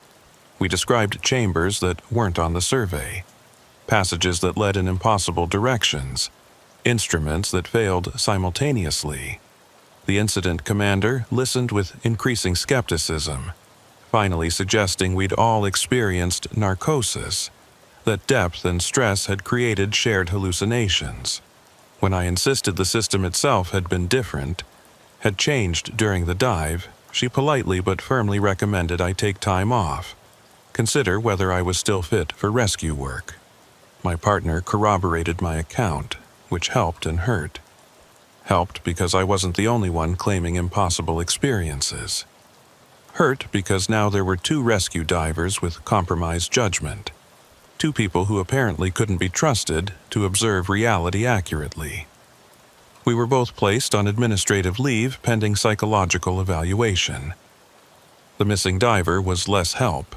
He refused to discuss what had happened, citing trauma and requesting privacy.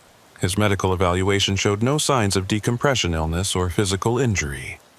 Just extreme stress and what the psychologist called dissociative symptoms consistent with acute trauma response. I underwent the required psychological evaluation, answered questions designed to assess my grip on reality. I told the truth mostly, though I learned to frame it carefully.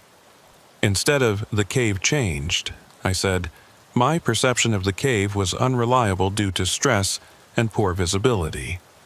Instead of "instruments failed," I said, "Instruments gave readings I couldn't reconcile with my expectations." I passed the evaluation technically. The psychologist cleared me for return to duty with the note that I'd experienced situationally appropriate disorientation that resolved without lasting impairment. But I knew the truth. The cave had been different. Not my perception of it, but the cave itself. The passages had changed. The chambers had rearranged. The normal rules of space and navigation had broken down. And the most disturbing part wasn't the impossible geometry or the failing instruments. It was the carved warnings on the walls. Time doesn't work. Exit not where you think. Those hadn't been written by us. Other divers had been in that system, had experienced the same phenomena, had tried to warn whoever came after. And we'd found their warnings too late to avoid the same experience. I went back to the cave 3 weeks later, after my clearance but before I'd accepted any new rescue calls. I wanted to see it again, understand it, maybe find evidence that would vindicate what I'd reported. I brought cameras, better lights, multiple computers and compasses to document any anomalies. I dove with obsessive caution, mapping every turn, photographing every junction. The system was exactly as the survey described. Clean passages, logical layout, all chambers where they should be. No carved warnings on the walls, no mysterious decorated cathedral chamber. No passages that changed shape, just a normal, well-behaved cave that matched its documentation perfectly. I developed the photographs that evening, reviewed the footage. Everything normal, everything explainable. The cave had reverted to its mapped configuration, or had never deviated from it, or had shown its true nature only to divers meeting certain conditions I didn't understand. I couldn't decide which explanation disturbed me more. The missing diver called me 2 months later. He'd moved to a different state, stopped diving entirely. He wanted to talk, he said, needed to tell someone what had really happened. We met at a coffee shop, both of us uncomfortable in the ordinary setting, both still carrying the cave's darkness in our minds. He told me he'd been in the system for 3 days, not 3 hours. He'd watched his dive computer cycle through multiple days while he sat in that deep chamber, unable to find the exit, watching passages rearrange themselves every time he tried to navigate out. He'd accepted that he would die there, had made peace with it, had been preparing for the final moments when we'd appeared. But here's the thing, he said, leaning forward with intensity.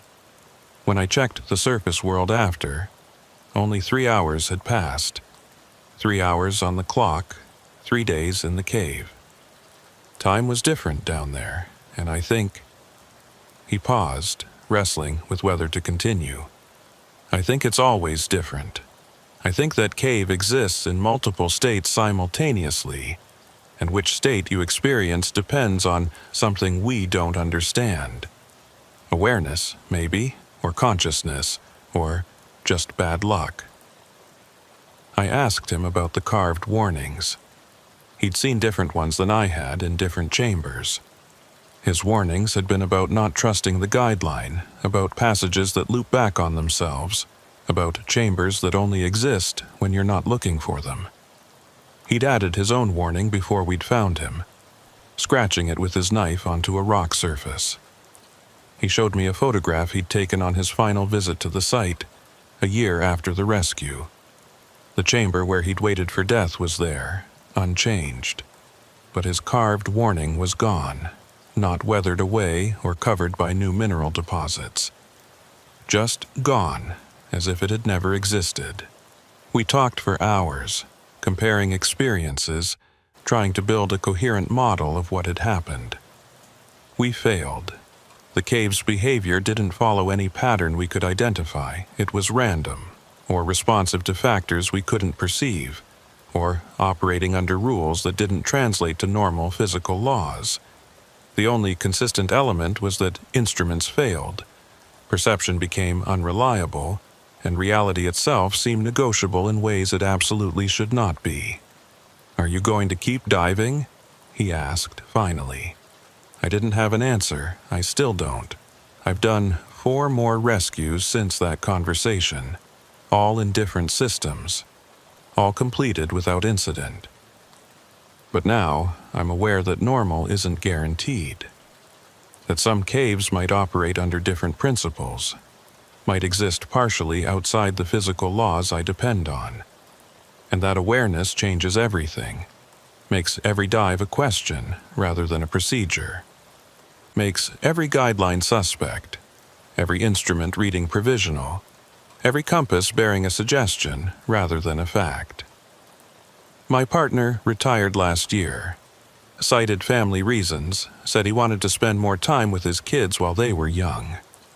But when we talked privately, he admitted the real reason.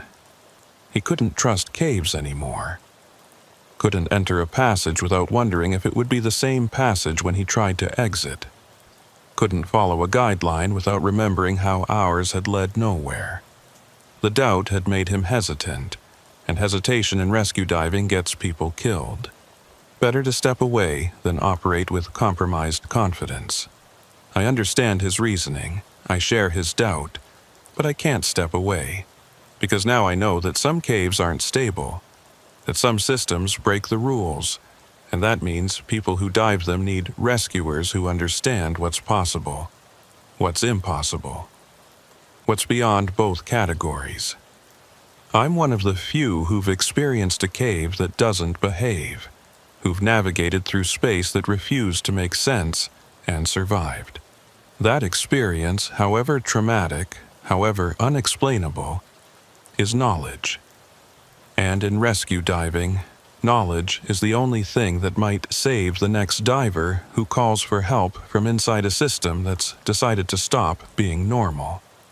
The incident commander who supervised that rescue still doesn't believe my account.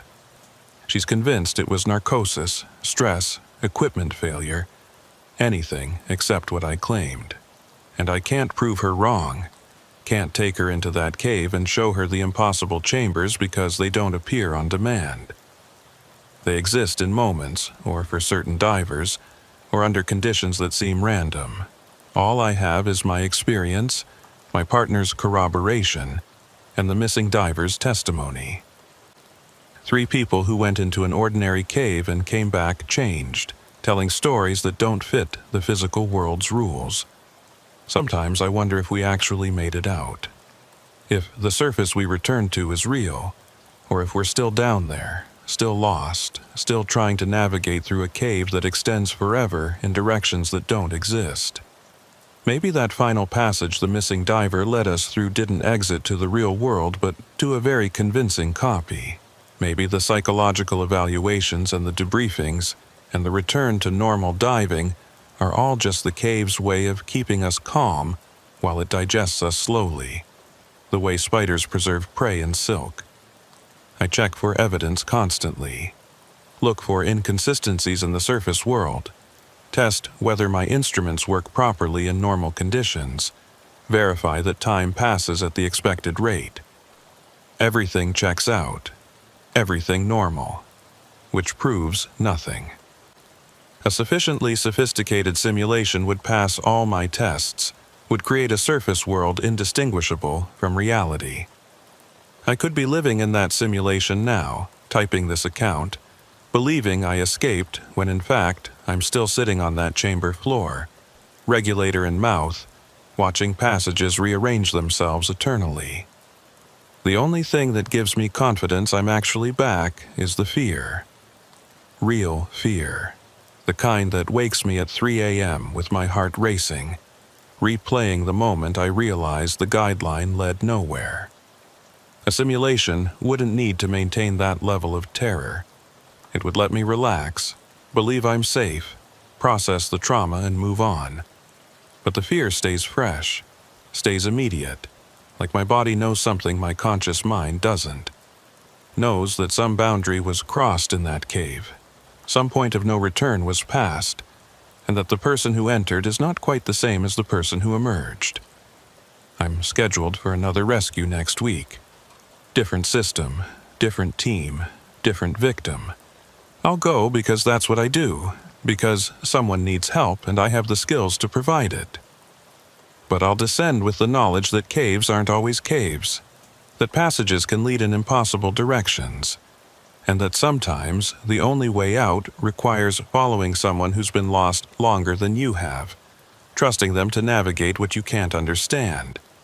And if I find myself in a chamber with carved warnings on the walls, with passages that change shape, with instruments that contradict each other, I'll know I'm back in the space between spaces. The cave that exists when caves stop being simple holes in rock and become something else.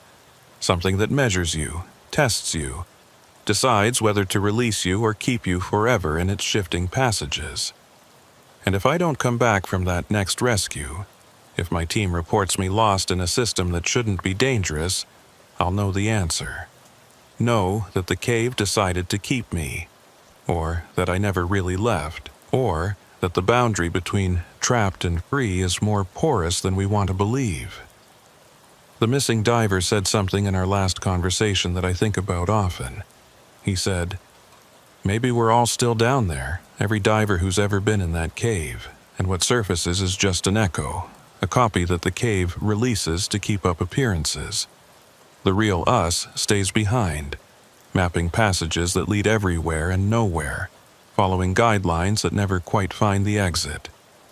I don't know if he's right, but I know that some part of me is still in that cave, will always be in that cave, following a line that led to nothing and trusting instruments that lied.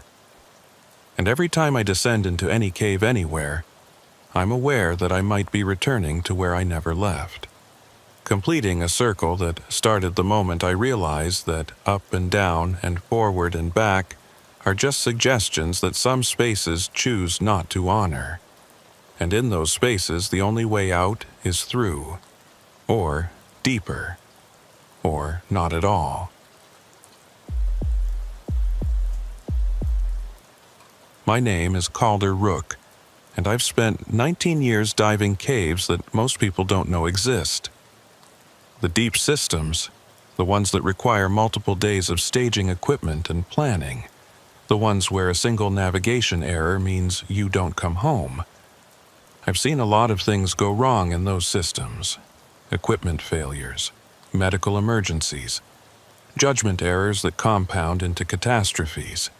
But I'd never seen anyone deliberately lie about which way was out until the incident at the karst system we called the Labyrinth. After that day, I understood that the most dangerous thing in a cave isn't the water or the rock or the darkness. It's the certainty that you know which direction leads to safety. The call came through the Regional Coordinator Network on a Saturday in October. A team of 3 divers had entered a system known for its complexity, multiple entrances, braided passages that connected in non-obvious ways, strong and variable current that changed direction depending on rainfall and seasonal water tables. The team had filed a comprehensive dive plan showing they understood the risks.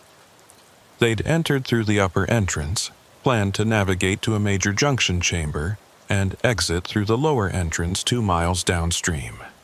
Solid plan, experienced team, conditions within acceptable parameters. But they'd missed their expected exit time by 4 hours, and attempts to raise them on the surface communication system had failed. I was called in as part of a 4-person response team. We divided responsibilities. 2 divers would enter from the upper entrance and attempt to backtrack the team's route. 2 would enter from the lower entrance and navigate upstream to the junction chamber. I took the lower entrance with a partner I'd worked with before, a woman who specialized in high-flow diving and had more hours in complex current conditions than anyone else I knew. We loaded up with enough equipment for a long search, multiple stage bottles, backup lights, extensive line marking materials, slates for underwater communication. If the missing team had gotten disoriented at the junction chamber, we'd need to conduct a thorough search of multiple passage options. The lower entrance was unremarkable, a spring basin that dumped clear water at a steady rate, the outflow of a massive underground drainage system.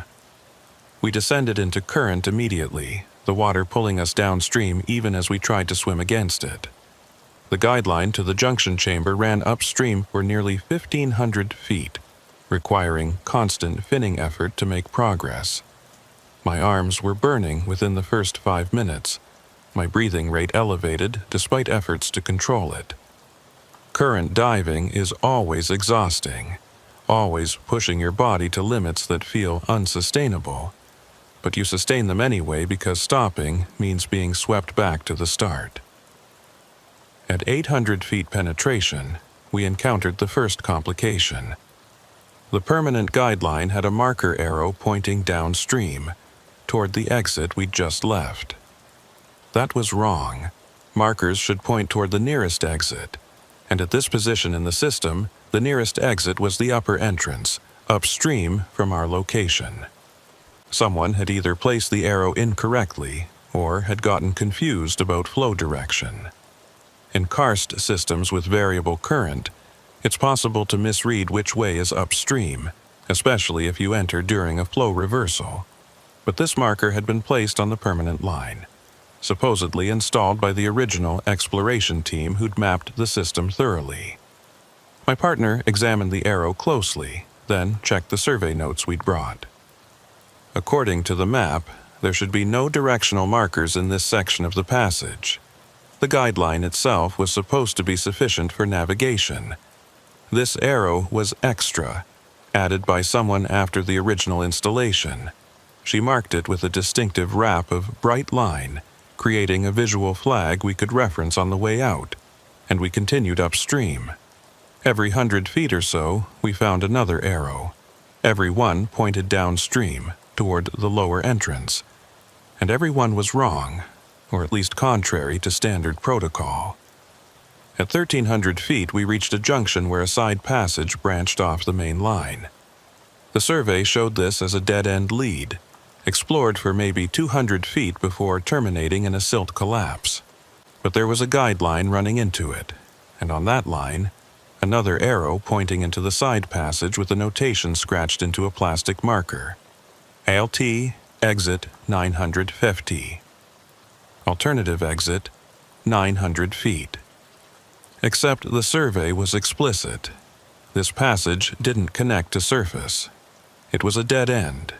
Someone had placed misleading information at a critical navigation point. We made a decision to ignore the side passage and continue on the main line toward the junction chamber. But the wrong arrows bothered me.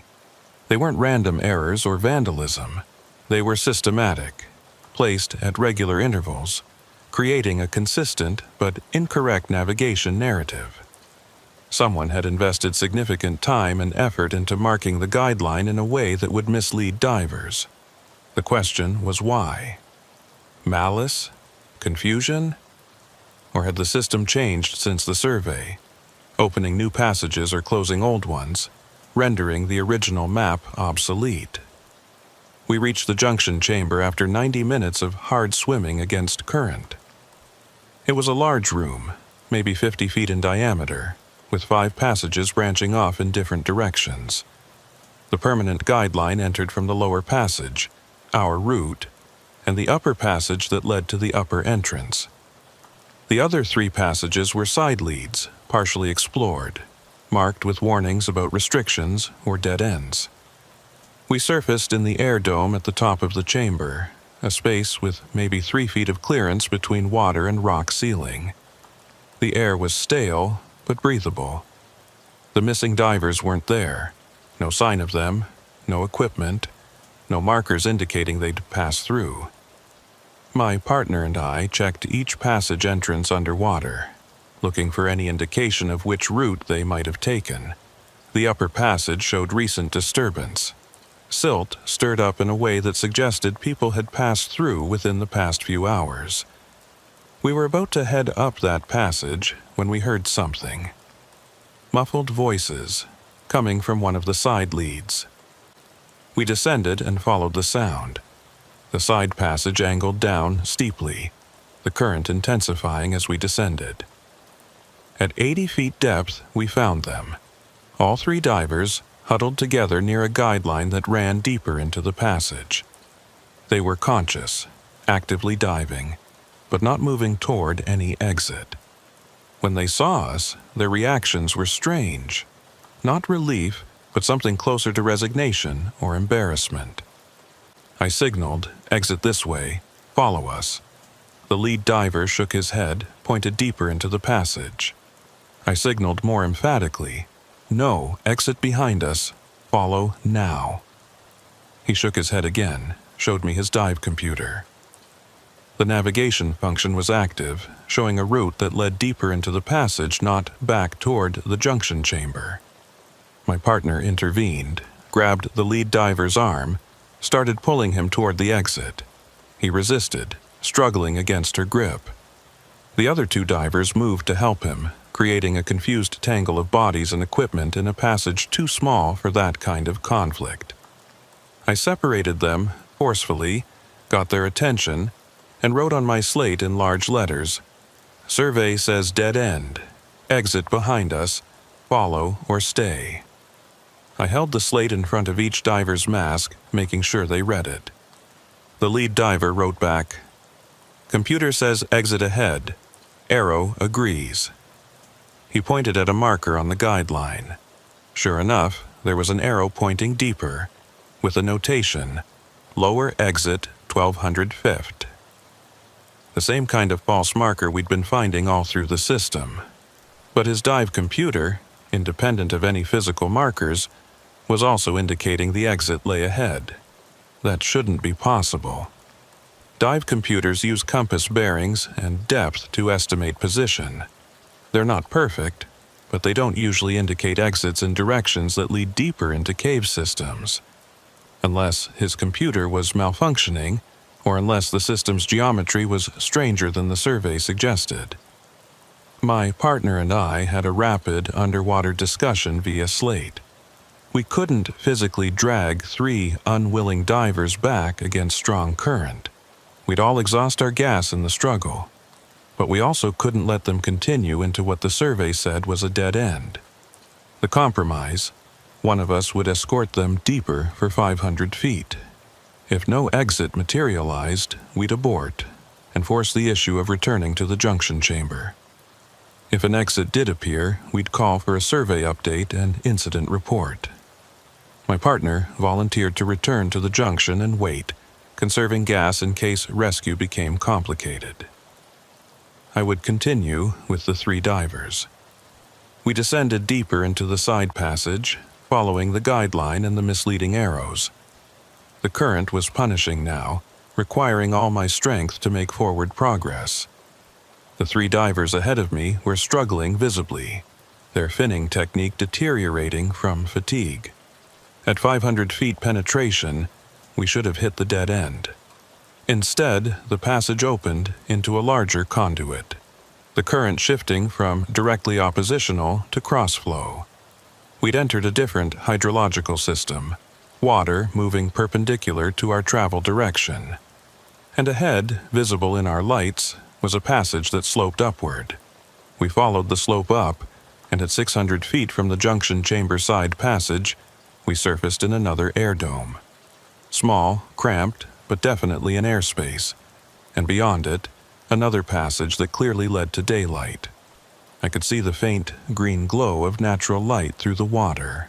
We'd found an exit, one that wasn't on the survey, accessed through a passage that was supposed to be a dead end. The dive computers had been right, the arrows had been right, and the survey had been catastrophically wrong. The 3 divers surfaced with expressions of vindication mixed with exhaustion. The lead diver removed his regulator and said, "We knew there was an exit here. The arrows told us. Everyone said we were wrong, said we should turn around, but we knew." His confidence was absolute, unshakable. He'd trusted the markers and his instruments over the official survey, over the advice of the rescue coordinator, over the established knowledge of the system. And he'd been right. That bothered me more than if he'd been wrong. We exited through the new passage, emerging in a location about a mile downstream from the lower entrance. A hike through woods brought us back to the staging area, where the incident commander and the other rescue team were debriefing. The 2 divers who'd entered through the upper entrance had found nothing. The missing team hadn't gone that direction at all. Everyone was relieved the divers were safe, but the commander was also deeply confused about the route they'd taken. When I explained about the unmarked exit, the false markers that turned out to be true, and the survey data that was apparently incomplete, her expression shifted from confusion to concern. "That side passage was surveyed extensively," she said, pulling out the documentation. "Terminated in a collapse at 240 feet. Multiple teams confirmed it over 5 years of exploration. There's no exit there. There can't be an exit there. But there was. We'd swum through it, surfaced in it, walked back from it. The physical evidence was irrefutable, which meant either the survey was wrong, or the cave had changed, or we'd somehow entered a different passage that coincidentally aligned with the surveyed dead end. None of those options made sense, but one of them had to be true. The incident commander organized a verification dive for the following week.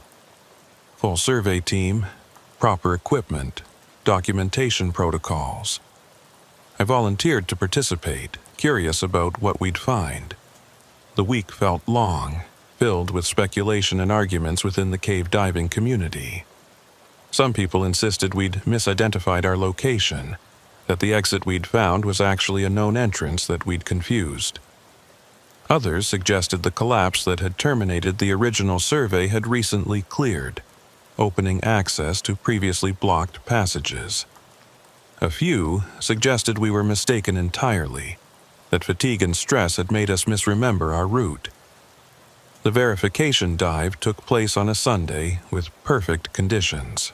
6 divers total, divided into 2 teams, each with full survey gear and documentation protocols.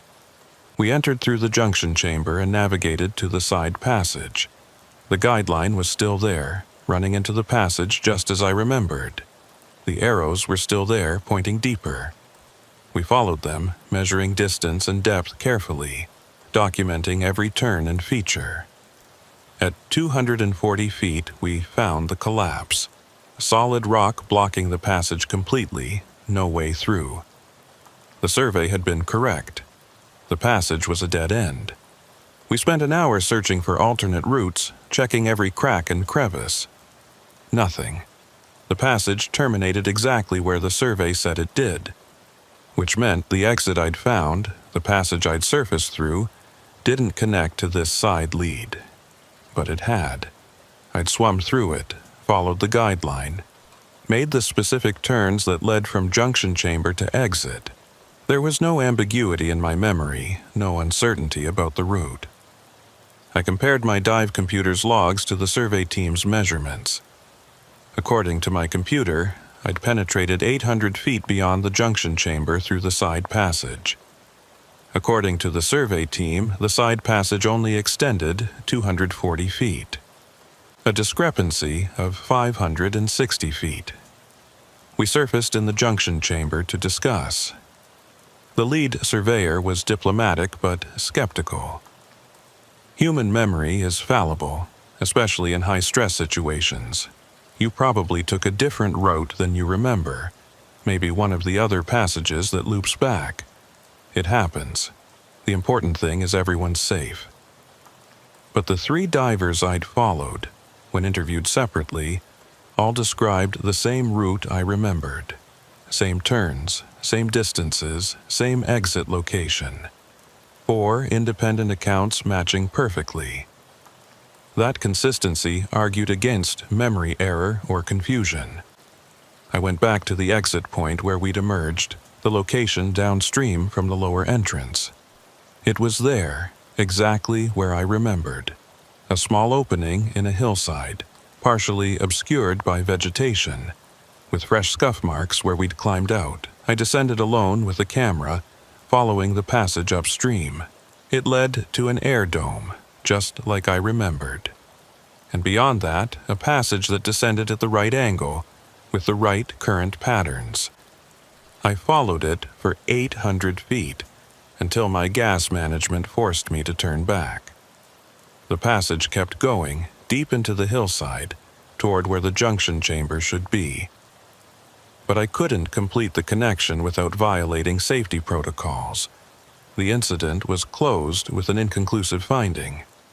The 3 divers had been located and extracted safely. The discrepancy between the survey and my reported route was noted, but unresolved. The commander updated the system's documentation with a warning. Passage navigation may not match survey expectations. Multiple conflicting reports. Divers should be prepared for unmarked junctions and should prioritize real-time assessment over pre-dive planning. It was a careful way of saying we didn't understand what had happened and couldn't guarantee it wouldn't happen again. I dove the system 3 more times over the following months, always entering through the lower entrance, always working my way to the junction chamber, always checking the side passage. Every time, it terminated at the collapse. Every time, the survey data matched reality perfectly. The passage I'd followed, the exit I'd found, remained inaccessible from the junction chamber. It existed as a separate system, or it had temporarily connected during some unusual hydrological condition, or my memory was wrong despite all evidence to the contrary. I couldn't determine which.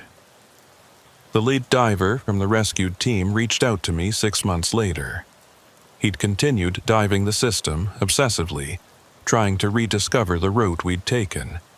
He'd found something, he said. Something that explained everything.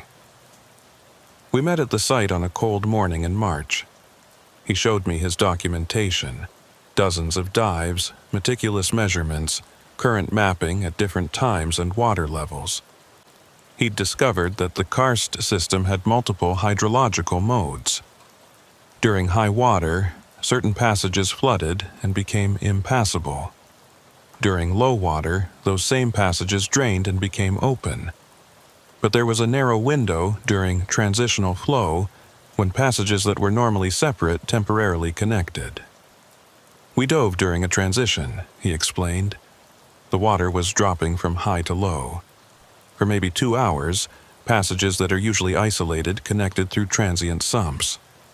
The route you followed only exists during that window. Before and after, it's blocked by air on one side and water on the other. He showed me computer modeling that supported his theory, hydraulic calculations that predicted temporary connectivity at specific flow rates. It was elegant, plausible, and completely unverifiable without diving during the exact conditions he described, conditions that occurred maybe twice a year and couldn't be predicted precisely. I asked him about the arrows, the false markers that had turned out to be true. He hesitated, then admitted he'd placed them. He'd discovered the transient connection years ago during a solo exploration dive. He'd tried to report it, but without corroborating evidence, the survey team had dismissed his claims.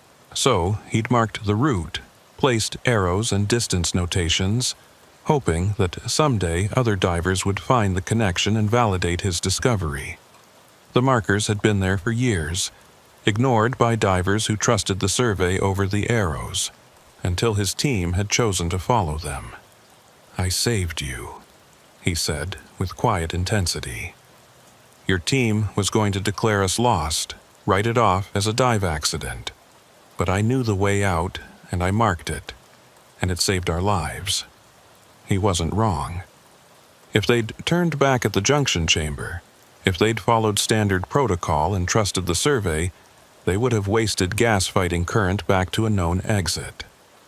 By following the arrows, by trusting marked information over official documentation, they'd found a shorter route that reduced their risk. The unconventional choice had been the correct one. But it raised a question that troubled me deeply. When do you trust the markers? And when do you trust the survey? How do you distinguish between helpful information from previous explorers and dangerous misinformation? In this case, the arrows had been accurate, placed by someone with genuine knowledge. But in other cases, arrows could be wrong, placed by confused divers or deliberately falsified. The standard answer is to always trust the survey. Always follow the official documentation. But this incident had proved that surveys could be incomplete, that official knowledge could miss important details, that sometimes the unconventional choice was survival. I started paying more attention to non-standard markers in other systems. Arrows that didn't match surveys, notations that contradicted official distances, warnings that seemed excessive or misplaced. Most were errors or outdated information. But occasionally, I found markers that told stories the surveys didn't capture. A warning about seasonal current reversals in a system officially documented as low flow. An alternate exit notation in a cave listed as single entrance. Distance markers that showed a passage was longer than surveyed. Each one a fragment of knowledge from a diver who'd experienced something the official exploration hadn't documented. I began adding my own markers, carefully placed notations about conditions or routes that weren't in the surveys. I marked transient passages that only opened during specific water levels. I noted current patterns that changed seasonally. I documented alternate routes that were longer but safer than the official main line. Other divers started doing the same, creating a parallel navigation system that existed alongside the official surveys. We called them field markers, distinguished from the permanent guideline markers by color and material. And gradually, the community started paying attention to them, cross-referencing them with surveys, updating documentation when field markers revealed information the surveys had missed. But the question remained, what happens when field markers and surveys disagree? When an arrow points one way and the map shows another? I'd learned that surveys could be wrong, but I'd also seen countless examples of divers getting lost by following incorrect markers.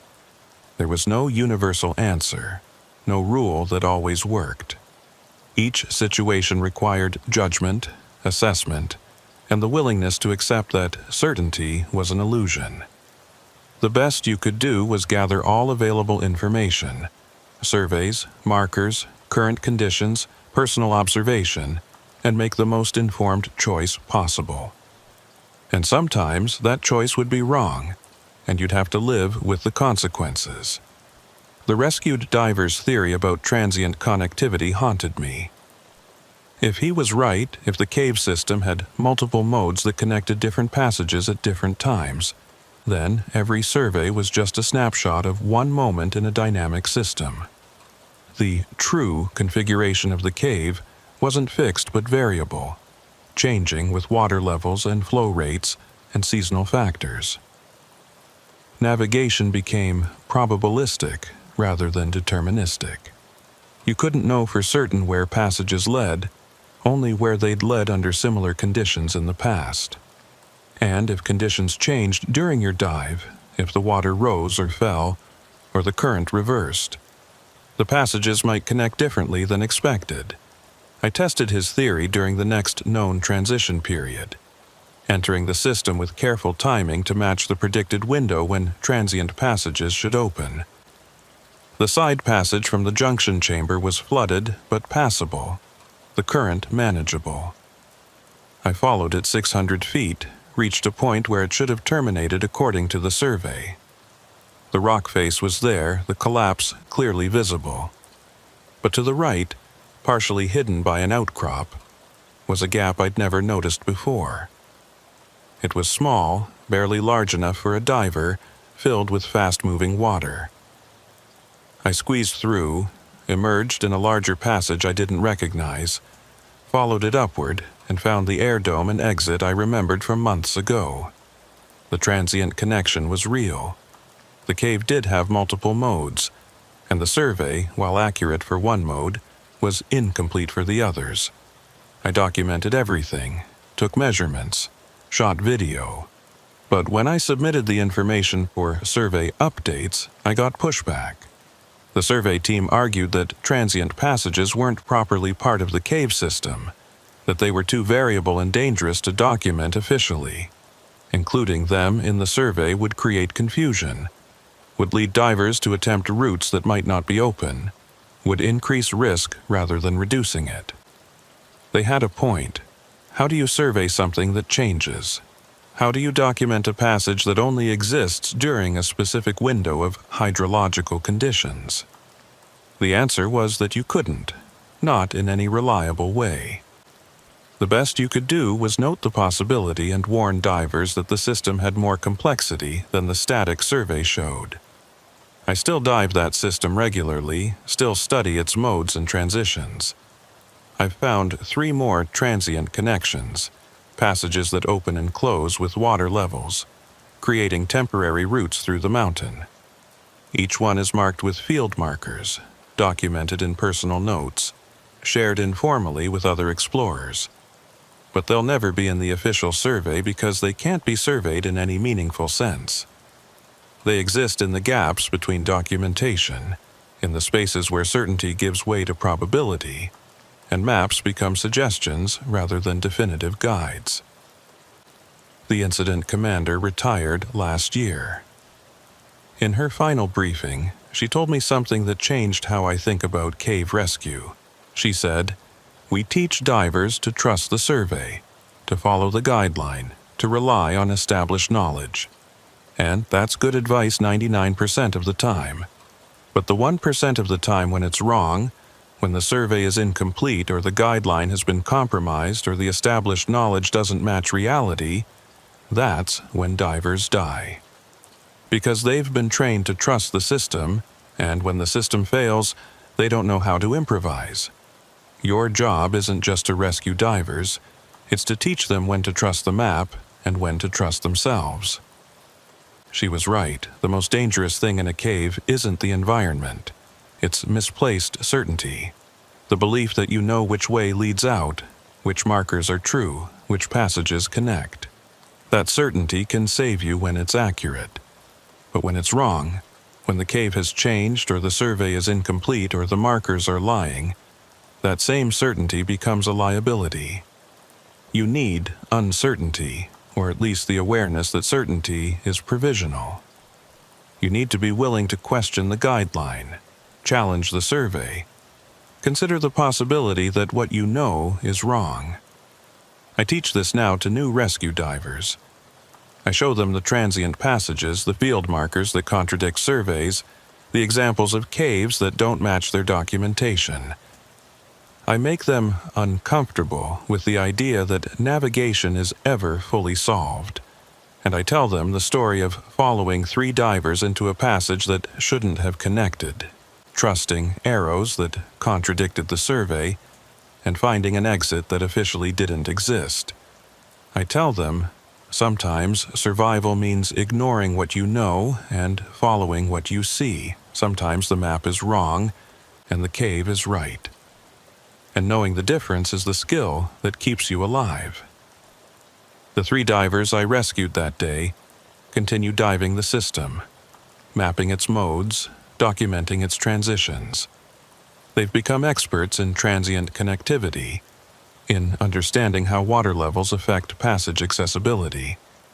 They've saved 2 other teams by guiding them through routes that only exist during specific conditions.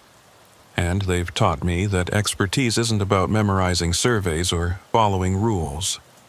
It's about understanding that caves are dynamic, that knowledge is provisional, and that the marker pointing into darkness might know something the map doesn't. I still wonder sometimes what would have happened if I'd insisted they turn back, if I'd refused to follow them into the passage that the survey said was a dead end. They might have run out of gas fighting current to a distant exit. They might have panicked and made fatal errors, or they might have been fine, proven me right to trust the survey. I'll never know. What I do know is that I chose to follow them, chose to trust their confidence even when it contradicted established knowledge, and that choice led to discovery rather than disaster. But I also know that same choice, in different circumstances, could have killed us all. Could have led us deeper into a dead end, trapped us in a flooding passage, used up our gas chasing an exit that didn't exist. The line between good judgment and fatal error is infinitesimally thin in caves, determined by factors you can't always perceive or predict. You make the best choice you can with the information you have, and then you live with the outcome, whether it's survival or something else. The cave keeps its secrets, revealing them only to divers willing to question what they think they know. The transient passages open and close with the water, connecting and disconnecting in patterns that resist complete mapping. The field markers proliferate, adding layers of information that complement and sometimes contradict the official surveys. And divers keep entering the system, following guidelines that might lead anywhere, trusting markers that might be true or false, navigating by a combination of knowledge and intuition and hope. I'll keep diving there, keep searching for the connections that only exist sometimes, keep documenting the cave's hidden modes. Because someone has to. Someone needs to understand that the map and the territory don't always align, that official knowledge has gaps, and that sometimes the arrow pointing into darkness knows the way out better than any survey. Even if following that arrow requires abandoning everything you thought you knew about which direction leads to safety.